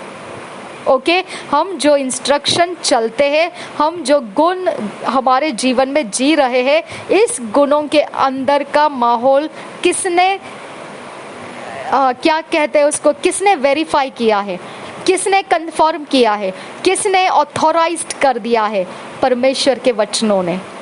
ओके जब हम परमेश्वर के वचन के इंस्ट्रक्शंस ही लेकर चल रहे हैं तो हमारे पास ऐसा फ्रीडम नहीं है कि कोई ऐरा गहरा आकर हमको बोले थोड़ा धूल वहाँ फेंक और थोड़ी मिट्टी इधर डाल और फिर यहाँ से बीच में से जा और यहाँ पे ये देख और वहाँ पे वो देख तो तेरा ये काम हो जाएगा। ऐसे ऐरे गहरे कोई इंस्ट्रक्शंस के लिए हमारे अंदर फ्रीडम नहीं है। हालेलुया। हमारे अंदर जो फ्रीडम है सिर्फ परमेश्वर के वचन के लिमिट। इसके लिए परमेश्वर का वचन क्या कहता है कि मेरा रास्ता तंग है। हाँ कि आपके शरीर को शायद फायदा नहीं हो पाएगा, ऐसा भी समय रहेगा।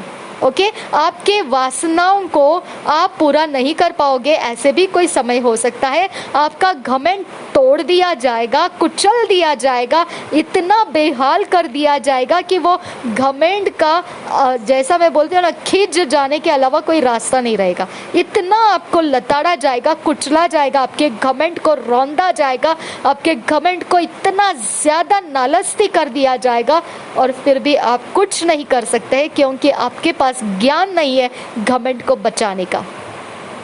समझ में आया? आपके पास इंफॉर्मेशंस नहीं है घमंड को बचाने का। ओके, आपके हाथों से चीजें छीन ली जाएगी, आपको चोरी नाश घात का शिकार कर दिया जाएगा, कुछ भी ऐसा आड़ा टेढ़ा व्यवहार आपके जीवन में हुआ होगा तो इसका कारण इतना ही है कि आपको अपनी चीजों को दुष्टता के जगत में जो इंफॉर्मेशन है उसकी सहायता लेकर अपने बारे में कुछ करना नहीं आया।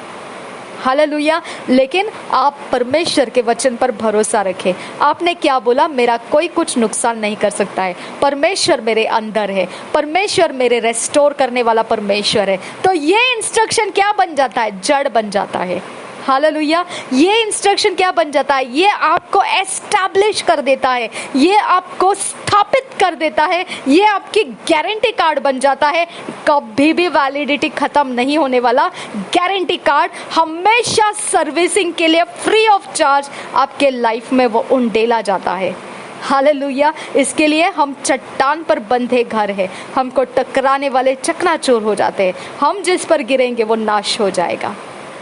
हालेलुया। तो इस प्रकार से अगर हमारे मुंह से कुछ निकला तो वो तो हालत खराब है उस इंसान की, लेकिन अगर किसी ने हम पर अपने कोई ताकत दिखाई तो वो टूट जाना है, क्योंकि वो ताकत रुकने के लिए नहीं है, उसकी मान्यता परमेश्वर देता नहीं है, उसकी मंजूरी नहीं है। ओके, इसके लिए उस गदरीन के इंसान को दुष्ट आत्मा ने छोड़ना ही पड़ा, क्योंकि उसको पता है ये मनुष्य जाति है और इसके अंदर मुझे रुकने की बिल्कुल अथॉरिटी नहीं है, अधिकार नहीं है। ये अथॉरिटी सिर्फ और सिर्फ मनुष्य का है और यीशु मसीह उसको निकाल सकता है। यीशु मसीह के अंदर स्वर्ग की सेना बैकिंग में है और वो सेना अगर बिगड़ गई, ओके, तो खत्म है बात। ओके, तो ये सेना जब तक आपका कोई भी हिस्सा जहां तक परमेश्वर के वचन के ओबीडियंस में है, आप निश्चिंत रहो और परमेश्वर के भय में चलते रहो,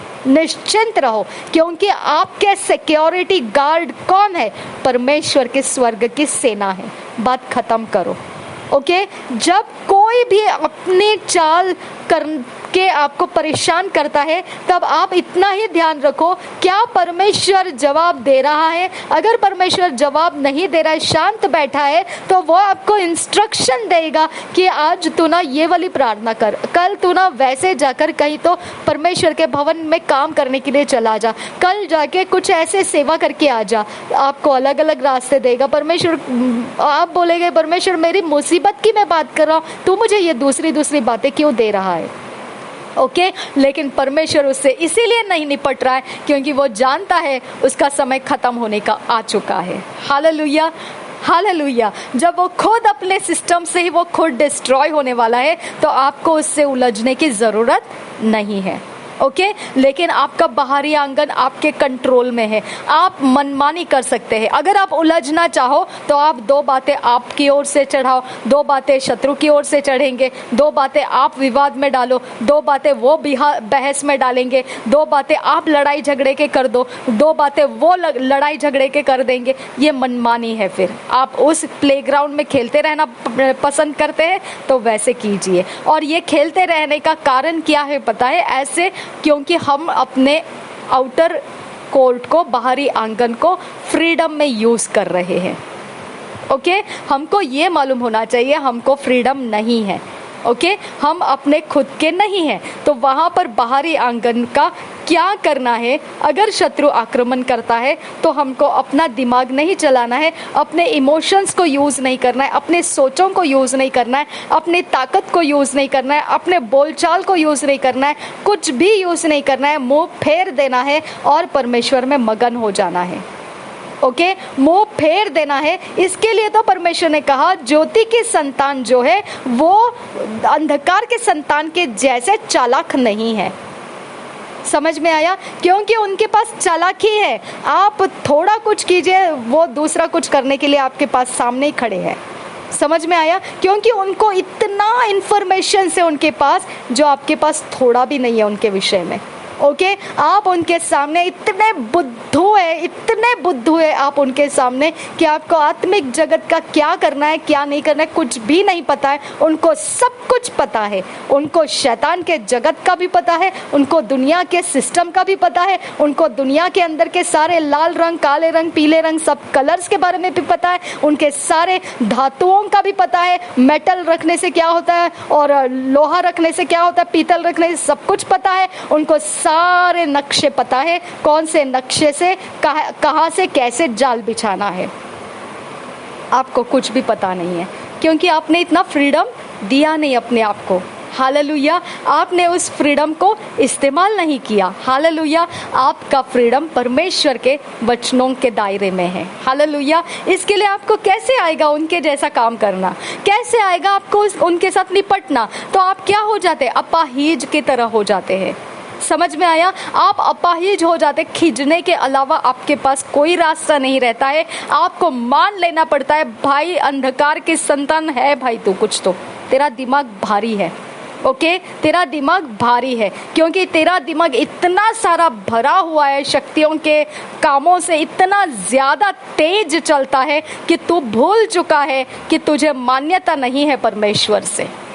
ओके, तुझे परमिशन नहीं है परमेश्वर से, ये भी तू भूल चुका है। तुझे ये भी नहीं पता है कि मेरे पास परमिशन है परमेश्वर की और मैं जितनी सोचों में चल रही हूँ वही जीतने वाला है। और तेरी दौड़ फिरौन की दौड़ के समान है, जो पूरे घुड़सवार के बड़े घमंड लेकर वो अपनी सारी सेना के साथ आ चुका, पानी के अंदर उतर चुका और वो ये भूल गया कि हमारी दौड़ उसके पीछे नहीं जानी चाहिए। परमेश्वर है और हमारी सोचों के लिए कोई मान्यता नहीं है। परमेश्वर उसकी चिंता नहीं करेगा। अगर डूबते हैं तो डूबने देगा। हालेलुया, अगर मरते हैं तो मरने देगा। हालेलुया, अगर टूटते हैं तो टूटने देगा, बचाएगा नहीं आपको वो।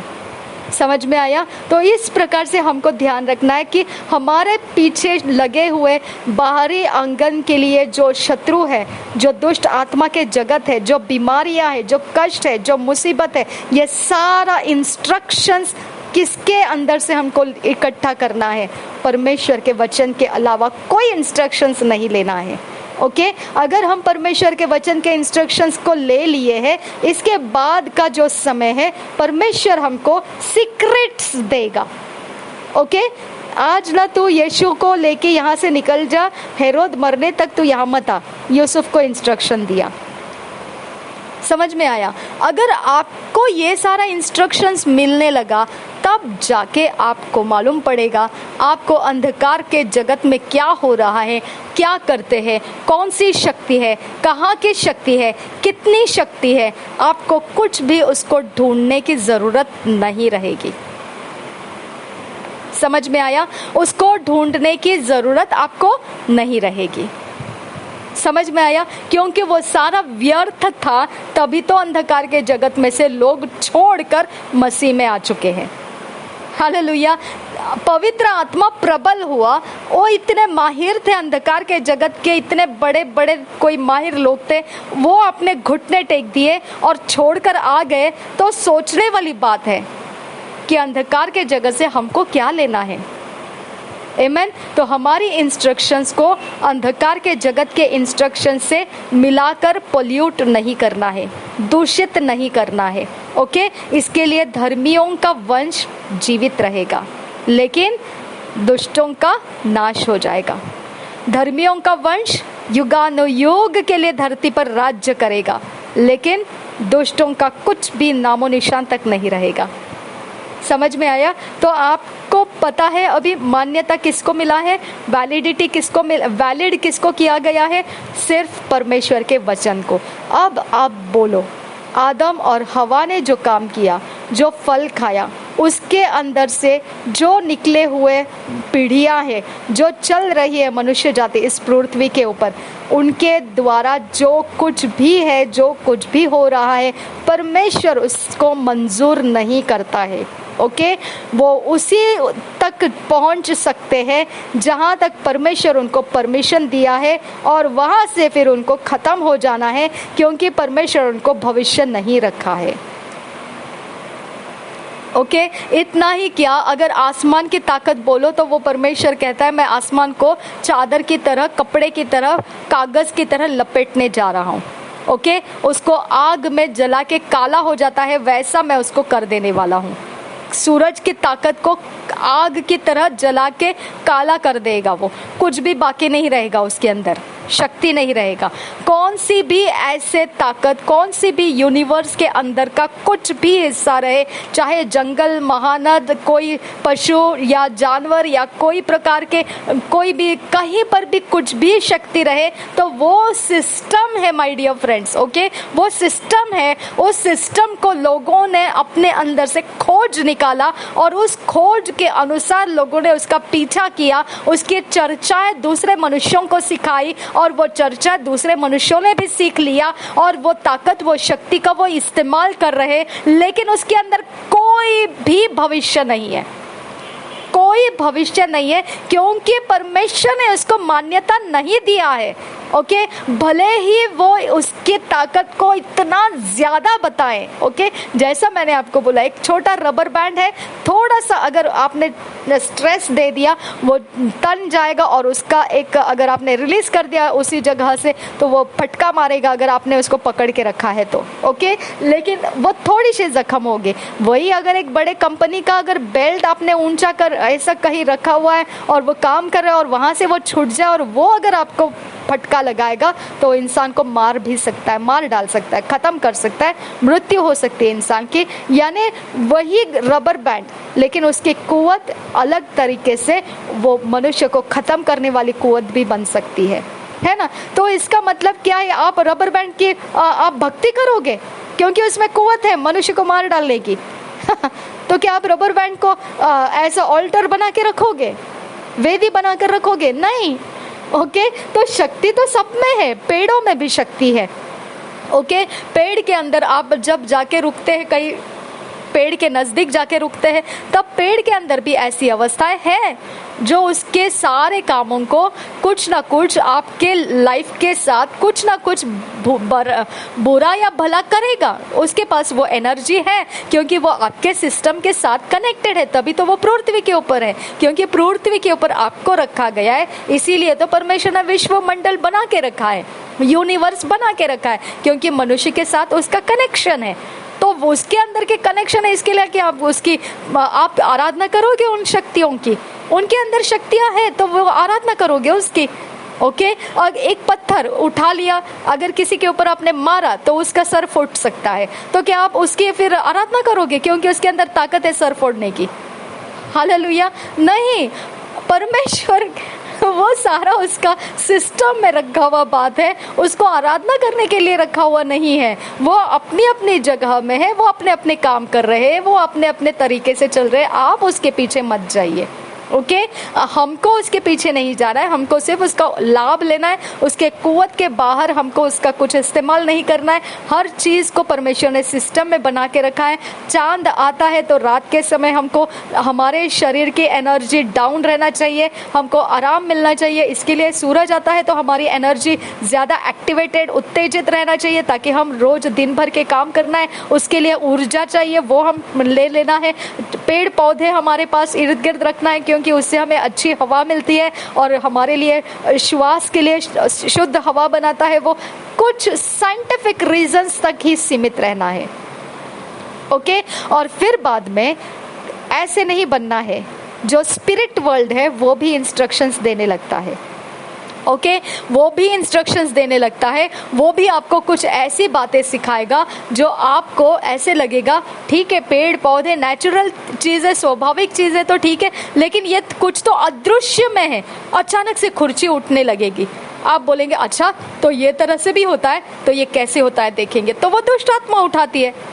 ओके, अचानक से कुछ होता है, ये ऐसा भी होता है, अच्छा तो ये कैसे होता है, ये सीखेंगे, तो क्या है, वो तो आत्माएं कर रही है, तो आत्माएं भी कर सकती है।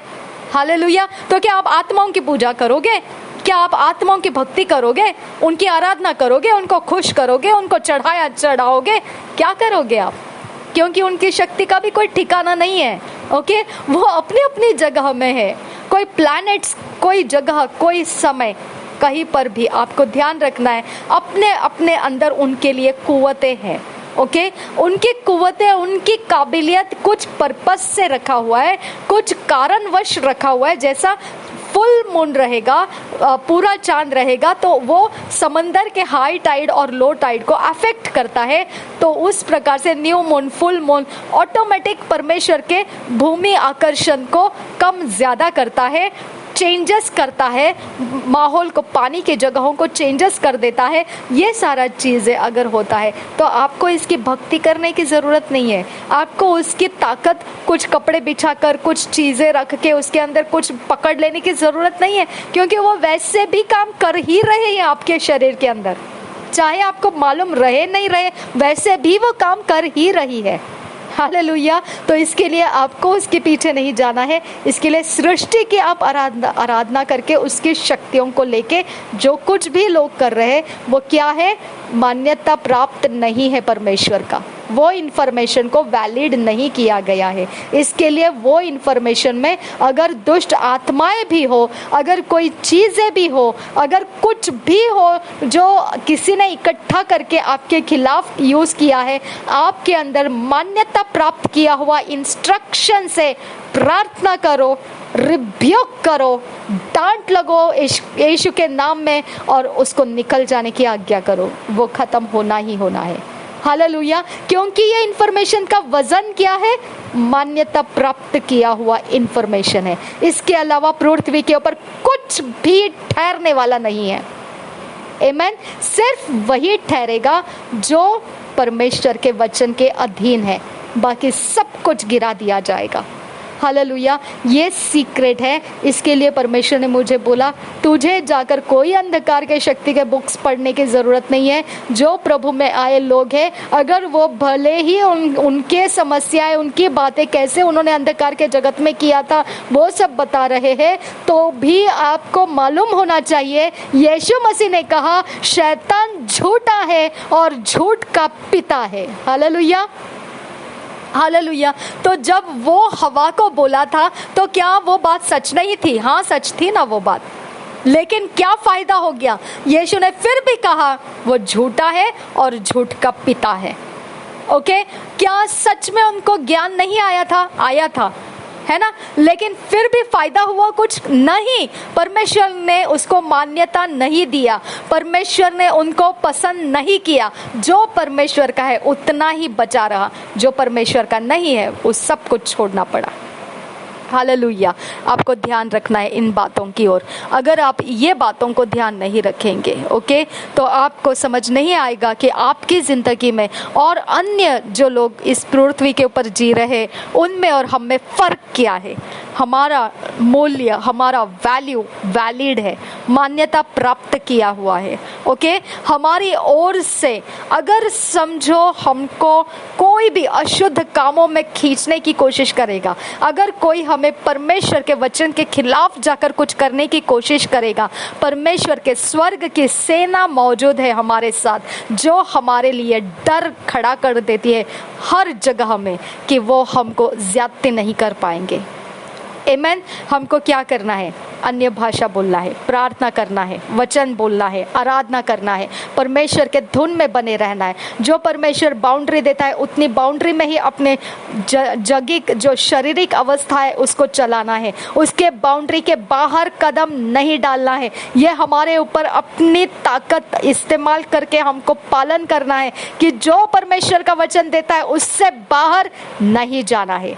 ओके, आपको उसके ऊपर प्रभुता करना है, आपको उसके ऊपर रोकथाम लगाना है, आपको उसके ऊपर अपनी प्रभुता जतानी ही जतानी है कि नहीं, जो परमेश्वर का वचन नहीं कहता है हमको भी नहीं कहना है, जो परमेश्वर का वचन हाँ कहता है हमको भी हाँ कहना है।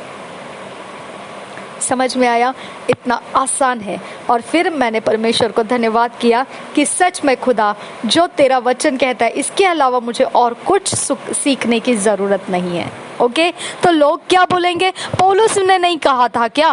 पौलुस ने नहीं कहा था क्या अंधकार के जगत के विषय में तुम लोग उसके हथियार के बारे में अनजान मत रहो? उसने नहीं कहा था क्या? अरे मेरे प्यारे भाई और बहनों, उसने ये कहा था कि तुम ये समझ जाओ कि अंधकार के पास भी हथियार है तुमको परेशान करने की। इसके लिए तुम उसके बारे में छटपटाओ मत। तुम्हारे पास जो रास्ता है उसको चलो। प्रार्थना तुम्हारा रास्ता है, आराधना तुम्हारा रास्ता है, मान्यता प्राप्त किया हुआ रास्ता है। अगर ये रास्ते छोड़कर अपनी मनमानी के रास्ते पकड़ोगे, कुछ हाथ नहीं लगेगा। समझ में आया? तो इंफॉर्मेशंस मायने करता है। जगत के पास जो इंफॉर्मेशंस लोग लेकर चल रहे हैं उसको मान्यता परमेश्वर ने नहीं दिया है। अगर वो ज्यादती करेंगे, उस इंफॉर्मेशन को और ज्यादा बढ़ाएंगे, वो खुद अपने अंदर अपने ही गलतियों के, गुनाह के शिकार बन जाएंगे और खुद अपने नाश का कारण बन जाएंगे, क्योंकि परमेश्वर का सिस्टम है वैसा। ओके, जहाँ ज्यादती हो जाती है वहाँ पे खात्मा हो जाता है। ओके, इसके लिए कोई डिंगे मारने की ज़रूरत नहीं है, सब कुछ ख़त्म हो जाता है। जब वो बोलते हैं ना घड़ा भर गया तो ख़त्म हो जाता है बात। फिर परमेश्वर ये भी बोल चुका है वचन के अंदर, हमने पढ़ा, या एचकेएल में पढ़ते समय हमने जाना, क्या बोलता है वो कि अगर उस जगह दनियल रहे, ओके, अगर उस जगह यूसुफ रहे, याकूब रहे, तो भी मैं उस नगर में से सिर्फ इन्हीं को बचाऊंगा और किसी को नहीं बचाऊंगा। इसका मतलब क्या है? वो लोग प्रार्थना कर रहे होंगे नगर बचाने के लिए कि परमेश्वर ये विपत्ति नगर में से उठा ले, ये नगर को बचा ले, तो भी परमेश्वर कहता है मैं एक ऐसा कड़ा हृदय कर लूंगा अपने आप को कि उस समय मैं इतना उनका आदर करने वाला परमेश्वर, लेकिन फिर भी मैं उस दिन उनका नहीं सुनूंगा। मैं सिर्फ उन्हीं को बचा लूंगा, लेकिन नगर तो वाट लगा के रहूंगा मैं। हालेलुया। तो ये परमेश्वर है हमारे तरफ से, हमारी ओर से। इसके लिए हमको परमेश्वर के दायरे के बाहर नहीं जाना है। समझ में आया? ये कारण है कि हमको अंधकार के जगत का कोई भी कुछ भी बात को लेकर सुनने का और पढ़ने का ज़रूरत नहीं है। भले ही उन्होंने किताबें निकाला हो, भले ही वो गवाहियाँ दे रहे हो, कुछ भी कर रहे हो, हमको उससे कोई लेना देना नहीं है। क्योंकि परमेश्वर प्रभु यीशु कहता है वो झूठे हैं, मतलब वो झूठा था, शैतान का जगत, और झूठ का पिता था वो, और उसके अंदर से ये लोग बाहर निकले हैं। तो ये लोग अपनी गवाही में जब उनके बारे में बता रहे हैं तो वो क्या है? सब कुछ झूठ ही तो है, जिसको कोई मान्यता नहीं दिया है परमेश्वर ने। ओके, जो ठहरने वाला नहीं है। अगर तुम उसको फॉलो भी करोगे तो वो तो तुमको गिरा के रहेगा। हालेलुया। अगर तुम उसका पीछा करोगे तो वो तुमको गिरा के रहेगा। ओके, क्योंकि उसके अंदर दम नहीं है आपको थामे रखने की, आपको संभाले रखने की। हालेलुया। तो ये एरिया ऑफ लाइफ आप मजबूत कर लो। बिना परमेश्वर के वचन के आप नहीं रहना चाहिए। जो परमेश्वर का दायरा आपको देता है उसके बाहर जाने की आपने हिम्मत नहीं करनी है। ये सब कुछ कहाँ पर पालन करना है? बाहरी आंगन के लिए, ओके, आउटर कोर्ट के लिए, ओके, हमारे शारीरिक अवस्था के लिए ये हमको पालन करना है। चाहे विपत्ति रहे, चाहे संकट रहे, दुख रहे, कुछ भी दुनिया का कोई भी कैसा भी आक्रमण क्यों ना रहे, जितना परमेश्वर का वचन का समझ है आपके पास, आप उसमें से ही अपने रास्ते लो। अगर नहीं है, इससे ज़्यादा आप कुछ चाहते, परमेश्वर को पूछो, परमेश्वर देगा, उतना ही लो। ओके, क्योंकि आत्मा के जगत में दुष्ट आत्माएं भी है जो इंस्ट्रक्शंस देती है मनुष्य को। अगर मनुष्य ने उसको स्वीकार लिया, फंस गया। ओके, जैसा हवा ने स्वीकार लिया, उसको इतना भी नहीं पता था क्या कि वो फल नहीं खाना है। ओके, लेकिन उसके अंदर एम्प्टीनेस है। हमारे अंदर भी वो एम्प्टीनेस यीशु ने बता दिया है कि तुम्हारे पास उतने इन्फॉर्मेशंस नहीं है। तो इसका मतलब इन्फॉर्मेशन की एरिया हमारे अंदर मौजूद है जो ललचा सकती है हमको, वो इन्फॉर्मेशन की तरफ हमारा ध्यान खींच सकती है। लेकिन फिर परमेश्वर ने क्या कहा? तुमने नहीं लेना है। हालेलुया। हमारे अंदर की कुवत, हमारे अंदर से उसको विरोध करना है। नहीं, हम ये नहीं करेंगे, हम क्रोध नहीं करेंगे, हम बहसबाजी नहीं करेंगे, हम विवाद में भाग नहीं लेंगे, हम लड़ाई झगड़ों में भाग नहीं लेंगे। हमारी विपत्तियों को हम वचन के अनुसार सॉल्व करेंगे, वचन के आधार से हम देखेंगे। नहीं सॉल्व हुआ, कोई परवाह नहीं, दानियल की तरह हम बोलेंगे, हम परमेश्वर को फिर भी मानते रहेंगे। लेकिन नबूकदनेस्सर को बोला, तो जो है सो है, हम तेरी मानने वाले नहीं हैं। हालेलुया। तो इस तरह से हमारा जीवन केवल और केवल परमेश्वर के हाथों में रहना है, ताकि चाहे हमको दानियेल की तरह शेर के मांस में फेंका जाए या आग के कुंड में फेंका जाए, फर्क नहीं पड़ता है। शद्रक मेशक अबेदनेगो की तरह आग के कुंड में डाला जाए, फर्क नहीं पड़ता है। ओके, जहाँ हमारे अंदर परमेश्वर का इंस्ट्रक्शन है, वही मजबूत खंबा, गढ़ हमारे अंदर, छिपने का स्थान हमारे अंदर, कोई कुछ बिगाड़ नहीं सकता है हमको। जहाँ तक परमेश्वर का वचन हमारे अंदर ढाल है, हमारी कुवत है, हमारी काबिलियत है हमारी, हालेलुया, तो वहाँ तक कोई भी उसको पार नहीं कर सकता है। कोई उस वचन को पार नहीं कर सकता है। कोई संसार की कोई शक्ति पार नहीं कर सकती है, ना नरक ना पाताल की शक्तियाँ पार कर सकती है, कुछ भी पार नहीं कर सकता है। कोई बीमारी उसको पार नहीं कर सकती है। कोई भी यूनिवर्स की कोई भी हेवनली बॉडीज कुछ भी पार नहीं कर सकता है। परमेश्वर के वचन के सामने हर घुटना टिक जाता है, रुक जाता है, अपनी कुवत को वो अपने म्यान में खींच कर रख देता है, अपने तलवारों को वो कुछ कर नहीं पाता है। हालेलुया, क्योंकि उसके पास वो फ्रीडम परमेश्वर नहीं रखा है। उस फ्रीडम के विरोध मेरे परमेश्वर के स्वर्ग की सेना झपट लगा लेती है। कोई आपके सामने मजबूत नहीं रह सकता है। अब समझ में आया गदरीन का वो इंसान क्यों मजबूत नहीं रहा यीशु के सामने? क्योंकि उसके पास जो परमेश्वर की मान्यता है, मंजूरी है, वो मान्यता, वो मंजूरी, वो इंस्ट्रक्शन, उसने क्या बोला? अंधकार का मेरे ऊपर कोई अधिकार नहीं। अंधकार का सरदार अभी आ रहा है, लेकिन उसका मेरे अंदर कुछ भाग नहीं। वो उसको पता है कि मैं पिता की आज्ञा पालन करता हूँ, जो पिता कहता है वही मैं करता हूँ, इसके लिए उसकी प्रभुता मुझ पर नहीं चलेगी। हालेलुया। और कुलोसियों में कितनी बार हमने पढ़ा है, जैसा प्रभु यीशु है वैसे हम इस पृथ्वी के ऊपर है। पत्रस की पत्रियों में भी पढ़ा है ना, जैसा प्रभु यीशु है वैसे ही हम इस पृथ्वी के ऊपर है। हालेलुया। तो हमारे अंदर भी इस अंधकार के सरदार का कुछ नहीं है। जो परमेश्वर का वचन है वही हम पालन करते हैं, और हम परमेश्वर कहता है वही करते हैं। हालेलुया। इस प्रकार से हमारे अंदर शैतान की प्रभुता नहीं है, विश्व के कोई शक्तियों की प्रभुता नहीं है, चाहे स्वाभाविक नेचुरल शक्तियां रहे, चाहे कुछ भी रहे, लेकिन उसका प्रभाव निसर्ग की तरफ से, नेचर की तरफ से हमारे जीवन को चेंजेस करता है। ओके, उसका प्रभाव हमारे जीवन को चेंज करता है। हमारे जीवन के अंदर के माहौल, जो शरीर का माहौल है, उसको चेंज करता है। शरीर की अवस्थाओं में थोड़ा उतार चढ़ाव हो जाता है, हम उससे डरना नहीं है, उससे डरना नहीं है। अगर आपको पता चल जाता है तो आप उससे डरना नहीं है। It's okay. ओके, हो सकता है फुल मून डे के वक्त में आपको बहुत ज़्यादा उत्तेजित लगता होगा, एक्साइटेड लगता होगा, और आप बौखला जाते होंगे, ज़्यादा एनर्जेटिक हो जाते हैं आप। कोई परवाह नहीं, इट्स ओके। शांत हो जाओ, उसके विरोध चलना शुरू करो, परमेश्वर के अधीन हो जाओ, परमेश्वर में अपने आप को दे दो। आप परमेश्वर के नियंत्रण में हैं। हालेलुया। उससे डरने की ज़रूरत नहीं है। अगर लड़ाई झगड़े होने लगते हैं घर के अंदर, फुल मून डे है इसके लिए लड़ाई होने लगी, कोई एनर्जी ज़्यादा उछल कर आई है, कोई बात नहीं है। शांत रहो, शांत रहो, स्थिर रहो, और देखो मैं तुम्हारा परमेश्वर है। किसी ने आपको ज्यादा परेशान कर लिया, कोई बात नहीं, कुछ एनर्जीज है जिसके पास से वो आपको परेशान कर गई। It's okay. शांत रहो, स्थिर रहो, और देखो परमेश्वर हमारे साथ, हमारी ओर से है।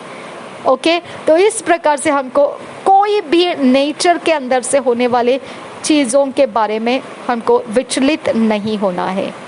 हालेलुया। कितना प्यारा सिखाया परमेश्वर ने, है ना। और अब मैं आपको कुछ वचन दिखाऊंगी जो आखिरी में परमेश्वर ने मुझे वो वचन बताया। यही बाहरी आंगन के बारे में परमेश्वर ने बोला, मैं तुमको क्या देता हूँ? सहायक देता हूँ। आदम को सहायक कौन सा दिया था?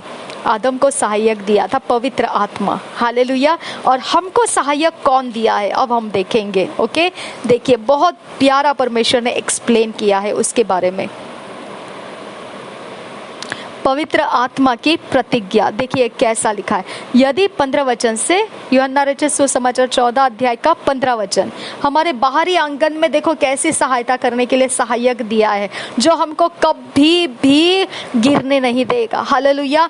हवा ने तो आदम को गिराया, लेकिन ये जो सहायक हमारे लिए है, ये हमको कभी गिरने नहीं देगा। हालेलुया। और ये कभी शैतान के बातों में फंसेगा नहीं। हवा तो फंस गई सहायक होने के बाद। ओके, इसके लिए परमेश्वर ने क्या किया, वो उठा लिया वो सारा अधिकार जो हवा को आदम की सहायता बनाया था, वो अधिकार कटवा दिया। ओके, अब क्या कर दिया है परमेश्वर ने, चाहे स्त्री रहे चाहे पुरुष रहे, चाहे नर रहे चाहे नारी रहे, चाहे बच्चा रहे चाहे बुजुर्ग रहे, कोई मर्यादा नहीं, कुछ सीमा नहीं, सब इकट्ठे आत्मा में एक ही है, परमेश्वर के संतान। हालेलुया। खत्म, और कोई उनकी पहचान नहीं है, चाहे यहूदी रहे चाहे यूनानी रहे, चाहे अन्य जाति रहे चाहे कोई भी रहे। अगर मसीह में आ गया, उसका कोई और पहचान नहीं, सिर्फ मसीह ही उसका पहचान बन जाता है। हालेलुया। आत्मा में नए जन्म में, इसके अलावा उसके पास कोई पहचान नहीं रहता है। आमेन। तो देखिए अब हमारे शरीर की अवस्था को सहायता करने के लिए कैसा दिया है पवित्र आत्मा। देखिए यूहन्ना रचित सुसमाचार 14 अध्याय का 15 वचन, यदि तुम मुझसे प्रेम रखते हो तो मेरी आज्ञाओं को मानोगे। मैं पिता से विनती करूंगा और वह तुम्हें एक और सहायक देगा कि वह सर्वदा तुम्हारे साथ रहे, अर्थात सत्य का आत्मा, जिसे संसार ग्रहण नहीं कर सकता, क्योंकि वह न उसे देखता है और न उसे जानता है। तुम उसे जानते हो। देखो यहाँ पे एक खास ध्यान खींचने वाली बात है, तुम उसे जानते हो। अभी तक तो वो सहायक आया नहीं है। वो सहायक कभी आया पता है? प्रेरितों के काम में आया है, जो दूसरे अध्याय में पवित्र आत्मा उतर कर आया। हालेलुया। पवित्र आत्मा उतर कर आया। पवित्र आत्मा उतरने के बाद में उस वक्त में लोग, वो आग के जीभों के समान आग की लपटें उतर कर आई, हर एक चेले के ऊपर वो बैठी रही, और वहां से परमेश्वर की गवाही देने वाला समय शुरू हो गया। ओके, पवित्र यीशु मसीह का गवाही लगाना शुरू हो गया। तो इस प्रकार से वो आया भी नहीं था, और अभी तो वो उसके पहले ही वो बोल रहा है यीशु मसीह कि तुम उसे जानते हो। हाँ, और एक क्या बता रहे पता है? क्योंकि वह तुम्हारे साथ रहता है और वह तुम में होगा। अब देखिए, वो तो आया भी नहीं है। ओके, और यीशु मसीह कह रहा है तुम जानते हो, नंबर 1, और नंबर 2 वो क्या बता रहा है? तुम्हारे साथ रहता है, और लास्ट में वो क्या बता रहा है? वह तुम में होगा। होगा वाला जो बात है वो प्रेरितों में से शुरू हो गया। ओके, तुम्हारे साथ रहता है, इसका मतलब यीशु मसीह को किसने लाया पृथ्वी के ऊपर? पवित्र आत्मा ने। और यूहन्ना बपतिस्मा ने, वो यीशु मसीह परमेश्वर का पुत्र है, कैसा पहचानेगा? ऐसा उसको बताया गया था, जब उसके ऊपर पवित्र आत्मा आकर ठहरेगा। ओके, यूहन्ना बपतिस्मा ने देखा, उसके ऊपर पवित्र आत्मा ठहरा। ओके, और यही कारण क्या है? यीशु मसीह के साथ पवित्र आत्मा है, और वही पवित्र आत्मा की वो सुनता था, और उसी के द्वारा वो जन्माया गया था, और वही उसका पिता है। और वहां से वो कह रहा है कि अभी भी तुम जो है उस पवित्र आत्मा को जानते हो, क्योंकि तुमने मुझे जाना। तुमने मुझे जाना है ना, तो तुम मेरे पिता को भी जानते हो। हालेलुया। देखिए ये बात 7 वचन में लिखा है, यदि तुमने मुझे जाना होता तो मेरे पिता को भी जानते। ओके, और अब उसे जानते हो और उसे देखा भी है। यानी यीशु मसीह कहता है, अगर तुम मेरे ऊपर विश्वास नहीं करना चाहते, कोई बात नहीं है, कम से कम मेरे कामों के ऊपर तो विश्वास करो, क्योंकि ये काम मैं पिता करता हुआ देखता हूँ, तभी मैं उसे कर रहा हूँ। तो इसका मतलब क्या है? उसके काम के जो कारण है, जो उद्देश्य है, जो तरीके हैं, वो पिता उसको दे रहा था। कौन पिता? पवित्र आत्मा।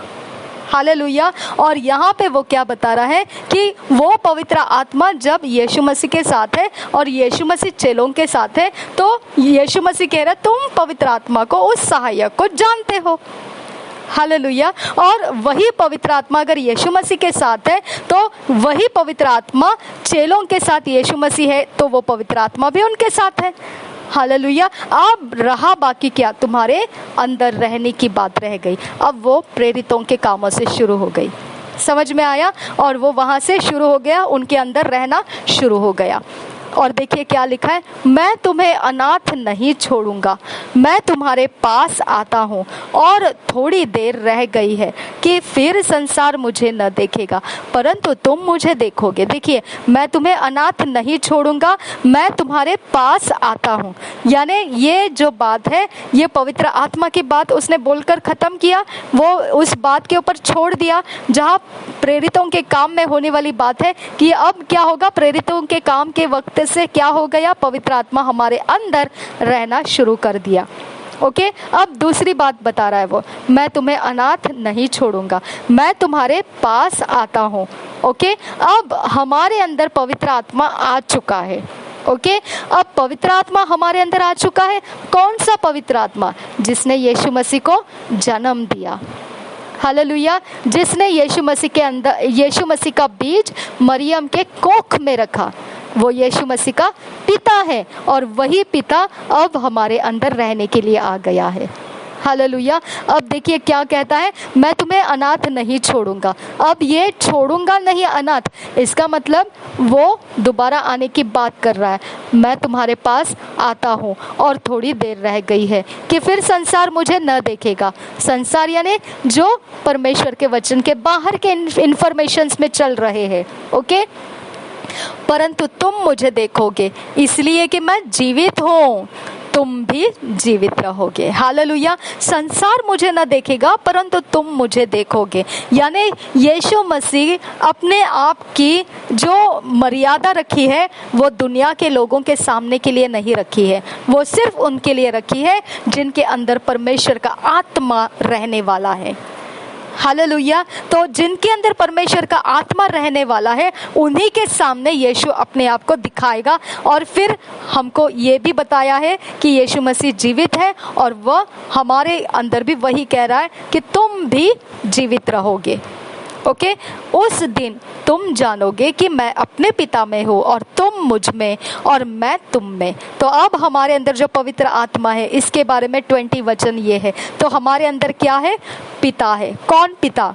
जिसने यीशु मसीह का बीज, पवित्र आत्मा जो यीशु मसीह का बीज, यीशु मसीह जो परमेश्वर का शब्द, वचन, बीज होकर मरियम की कोख में रखा गया, जिसने उसको रखा वो पवित्र आत्मा।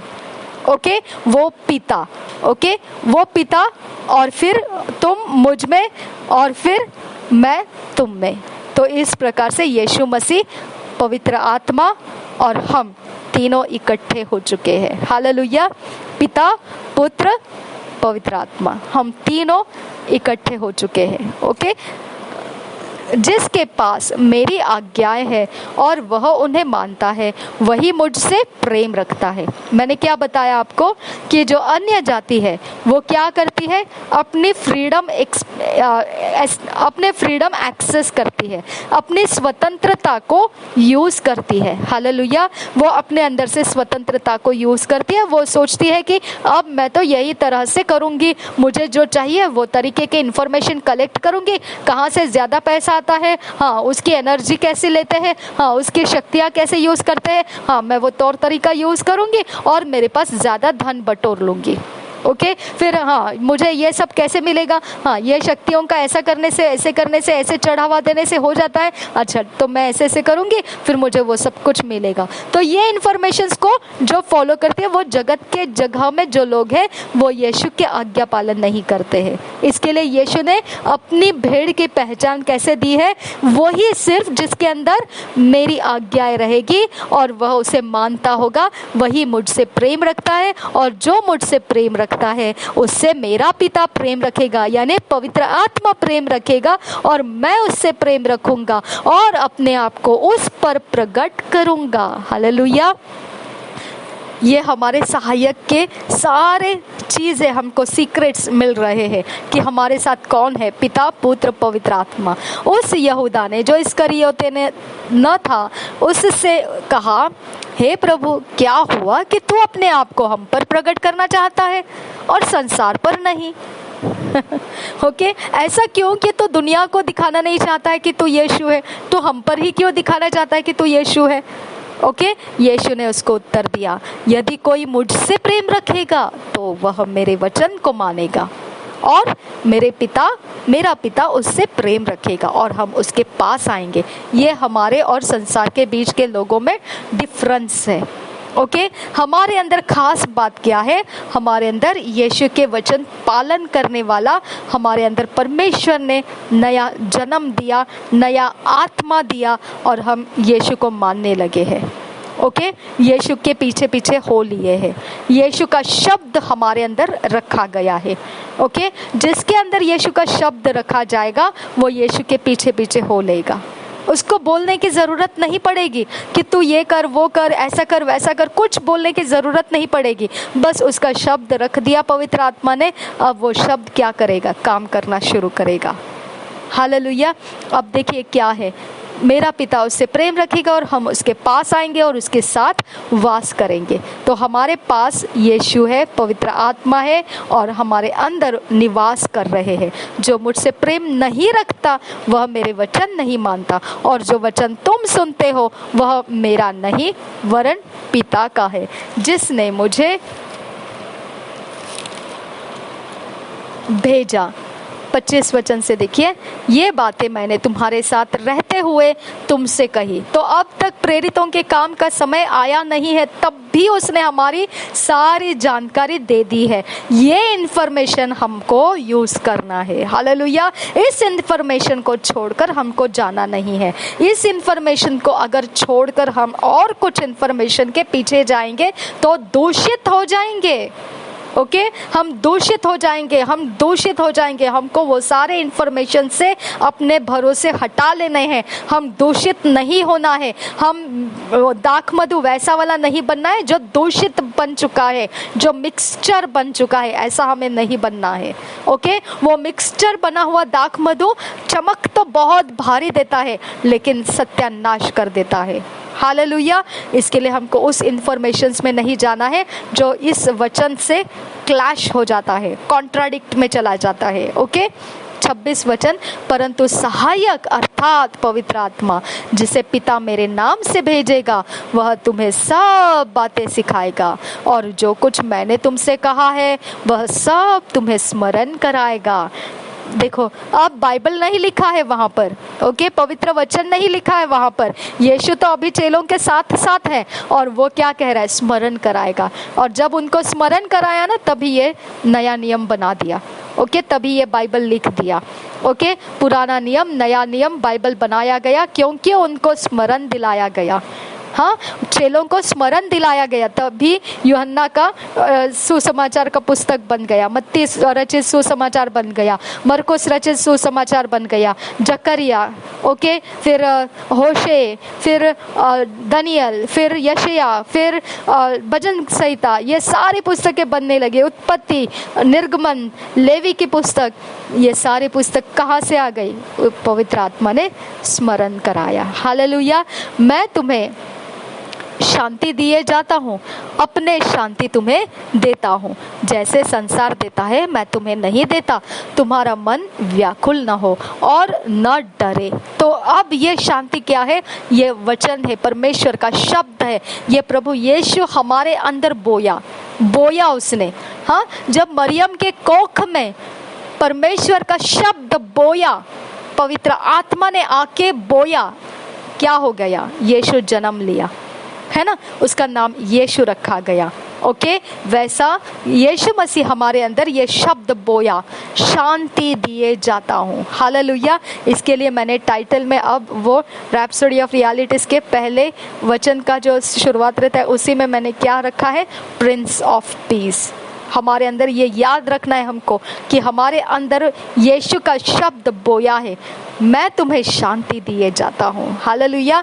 अपनी शांति यानी जो शब्द परमेश्वर है, ओके, जो मरियम के कोख में रखा गया था वही शब्द यीशु मसीह बना और वो शब्द अब यीशु मसीह हमारे अंदर रख रहा है।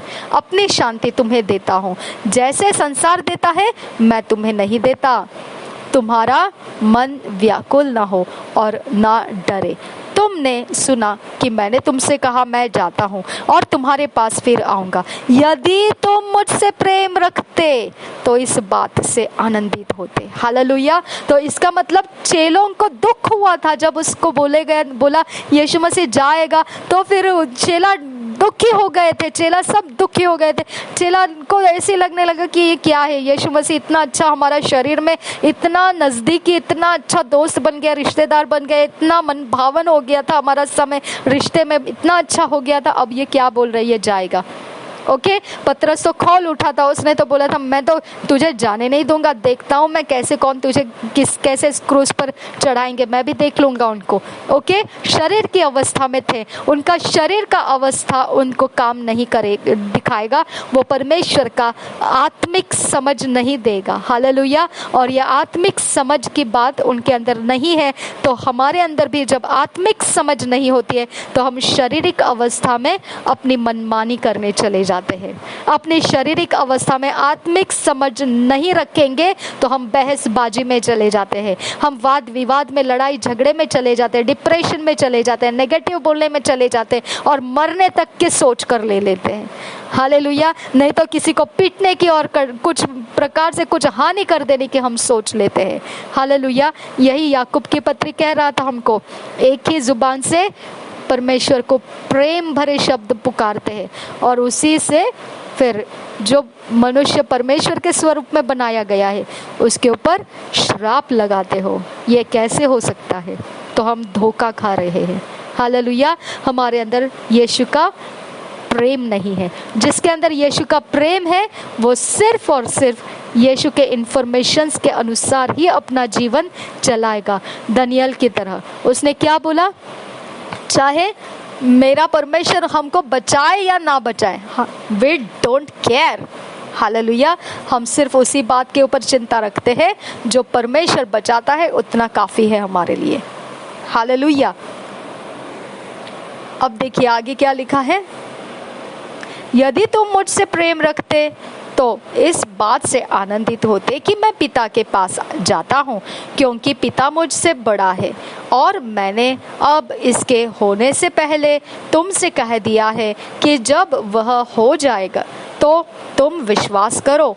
मैं अब तुम्हारे साथ और बहुत बातें न करूँगा, क्योंकि इस संसार का सरदार आता है, मुझ पर उसका कोई अधिकार नहीं। अगर यीशु के ऊपर अधिकार नहीं है तो फिर हमारे ऊपर भी उसका अधिकार नहीं है, क्योंकि यीशु जो बीज जन्म लेकर हुआ वही बीज अब हमारे अंदर है। शांति यीशु ने दिया हुआ हमारे अंदर है, तो उसका असर, उसका अधिकार हमारे ऊपर नहीं चल सकता है। परंतु वह इसलिए होता है कि संसार जाने कि मैं पिता से प्रेम रखता हूँ और जैसे पिता ने मुझे आज्ञा दी मैं वैसे ही करता हूँ। उठो यहाँ से चले।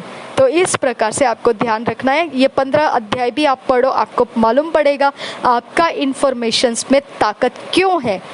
हाँ, अगर ये वचन आपने पढ़ा तो आपको मालूम पड़ेगा कि जैसा आदम को हव्वा दिया था सहायक, वैसे यीशु मसीह ने हमको सहायक पवित्र आत्मा दिया है। हालेलुया। आदम के सहायक हव्वा को बनाया था, यीशु मसीह के ऊपर पवित्र आत्मा उतर कर आया था। हालेलुया। इसके लिए हमारे लिए परमेश्वर ने पवित्र आत्मा को उतार कर भेजा। ठीक है, तो हमारा सहायक कोई स्त्री नहीं है, कोई पुरुष नहीं है, कोई बच्चा नहीं है, कोई बुजुर्ग नहीं है, हमारा सहायक परमेश्वर का आत्मा है। ओके, हमें जन्म देने वाला परमेश्वर का आत्मा है, हमें भविष्य देने वाला परमेश्वर का आत्मा है, हमको गुप्त रीति से रास्ता दिखाने वाला परमेश्वर का आत्मा है, हमको ज्ञान देकर नाश नहीं होना चाहिए ऐसा परमेश्वर का सूचनाएं देने वाला पवित्र आत्मा है। खत्म। इसके अलावा हमको कोई अंधकार के शक्तियों को सीखने की ज़रूरत नहीं है, कोई अंधकार के शक्तियों के नियम पालन करने की ज़रूरत नहीं है, कोई अंधकार के शक्तियों के कोई भी प्रहर, कोई भी घड़ियां मानने की ज़रूरत नहीं है, क्योंकि उन सब घड़ियों के अंदर के शक्तियां नासरी यीशु के सामने झुका दी जाती है। हालेलुया। हालेलुया। तो नासरी यीशु का नाम जब आप लेते हो, चाहे बुरा असर रहे, चाहे बुरा समय रहे, अच्छा समय रहे, हर शक्ति को घुटना टेकना है। और आपके अंदर का शब्द बहुमूल्य है, वैल्यूएबल है, और उसके ऊपर परमेश्वर के छाप लगी हुई है, और उसको शत्रु के उस घड़ी ने मानना ही मानना है। हालेलुया, उसको मानना ही पड़ेगा। अगर वो नहीं मानेगा तो आपकी ओर से परमेश्वर की स्वर्ग की सेना खुल जाएगी और वो शैतानी शक्तियों की हालत खराब कर देगा। आमीन। आपको क्या करना है? पिता जो कहता है उसकी आज्ञा पालन करना है, और उसके अलावा कुछ नहीं करना है। हालेलुया, कितना आसान है। इसके लिए हमको बहुत अंधकार के जगत में से और दुनिया की टेक्नोलॉजी में से और दुनिया भर के तरीके से कुछ सीखने की जरूरत है? एकदम नहीं, बिल्कुल नहीं। ओके, बिल्कुल नहीं। हालेलुया। कोई बड़ी डींगे मारकर भी अगर कोई आपको कुछ बोलेगा, ये सीखना पड़ता है, come on get out in the name of Jesus, ऐसे बोल देना उनको, हमको नहीं चाहिए। हाँ, क्योंकि मूर्ख इंसान है ऐसे जो इस प्रकार से सीखने की बातें बताएंगे, तो फिर वो इंसान क्या हो गए? भटक गए हैं, भटक गए हैं, सच्चाई से भटक गए हैं। ओके, हव्वा की तरह वो भटक गए हैं। क्या उसके बाद आबेल को जन्माया नहीं हव्वा ने? हाँ, और उसने क्या बोला? परमेश्वर ने एक मनुष्य मेरे में से उत्पन्न किया।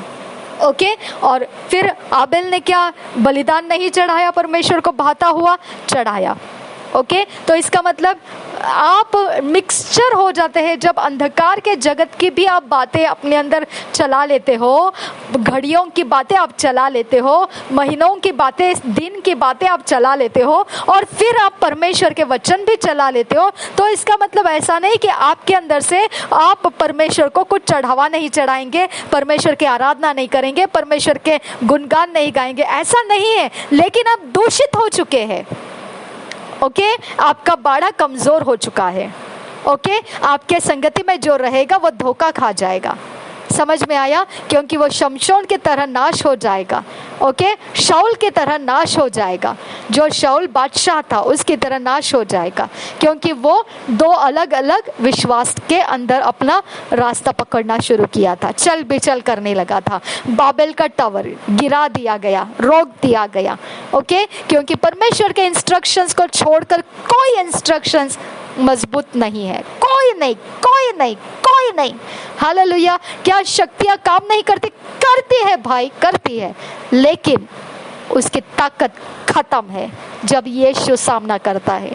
ओके, अब यीशु कहाँ है? आपके अंदर है। सामना कौन करेगा? यीशु करेगा। ओके, तो बाहरी आंगन में सताव है, बाहरी आंगन में पीड़ाएं हैं। ओके, शरीर के अवस्थाओं में पीड़ा है, दुख है, तो ये तो यीशु ने भी कहा। ओके, जगत में बहुत ज्यादा क्लेश है, दुख है, लेकिन हे छोटे झुंड, डर मत, मैंने जगत को जीत लिया है। हालेलुया। उसने जगत को जीत लिया, यानी क्या? कोई घड़ी से डरने की जरूरत नहीं है, कोई समय से डरने की जरूरत नहीं है, कोई चांद और तारों से डरने की जरूरत नहीं है, कोई कलर से डरने की जरूरत नहीं है, कोई भी असर से डरने की जरूरत नहीं है। हर घुटना टिकेगा, हर जुबान कबूल करेगी, यीशु प्रभुओं का प्रभु है, बादशाहों का बादशाह। किसने मान्यता दिया? यीशु मसीह ने हमको मान्यता दिया है। ये इंस्ट्रक्शंस जब हम फॉलो करते हैं, अंधकार के सरदार का कोई अधिकार हमारे ऊपर नहीं चलता है। ओके, तो आपने धोखा नहीं खाना है इस विषय में।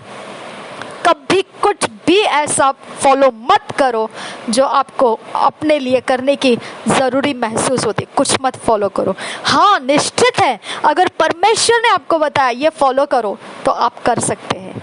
ओके, लेकिन शैतान भी ऐसा कुछ कहता है कि कोई बात नहीं है, फॉलो करो, इससे थोड़ी सच में थोड़ी ऐसे कुछ होने वाला है।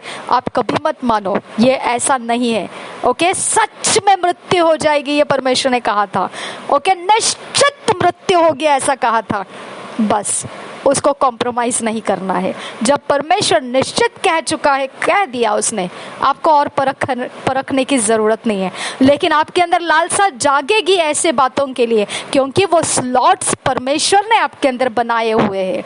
ओके, तो वो स्लॉट डिमांड करते हैं, वो स्लॉट अट्रैक्ट करते हैं ऐसी बातों की जो परमेश्वर के वचन के बाहर है।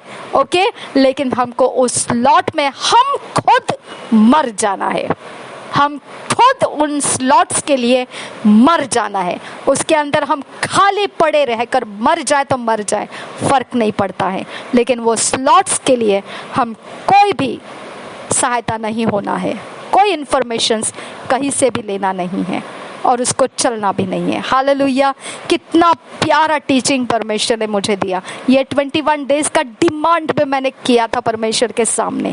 ओके, और ये डिमांड के अंदर आज 7th डे में परमेश्वर ने हमको ब्लेस किया। ये सच्चाई हमारी फाउंडेशन में मजबूत कर लेना है। ओके, और देखिए अभी इतना आसान हो गया है रास्ता, अब आगे का रास्ता और कितना मज़ेदार होने वाला है। आमीन। प्रभु यीशु मसीह हम सब के साथ बना रहे। आमीन, आमीन, आमीन।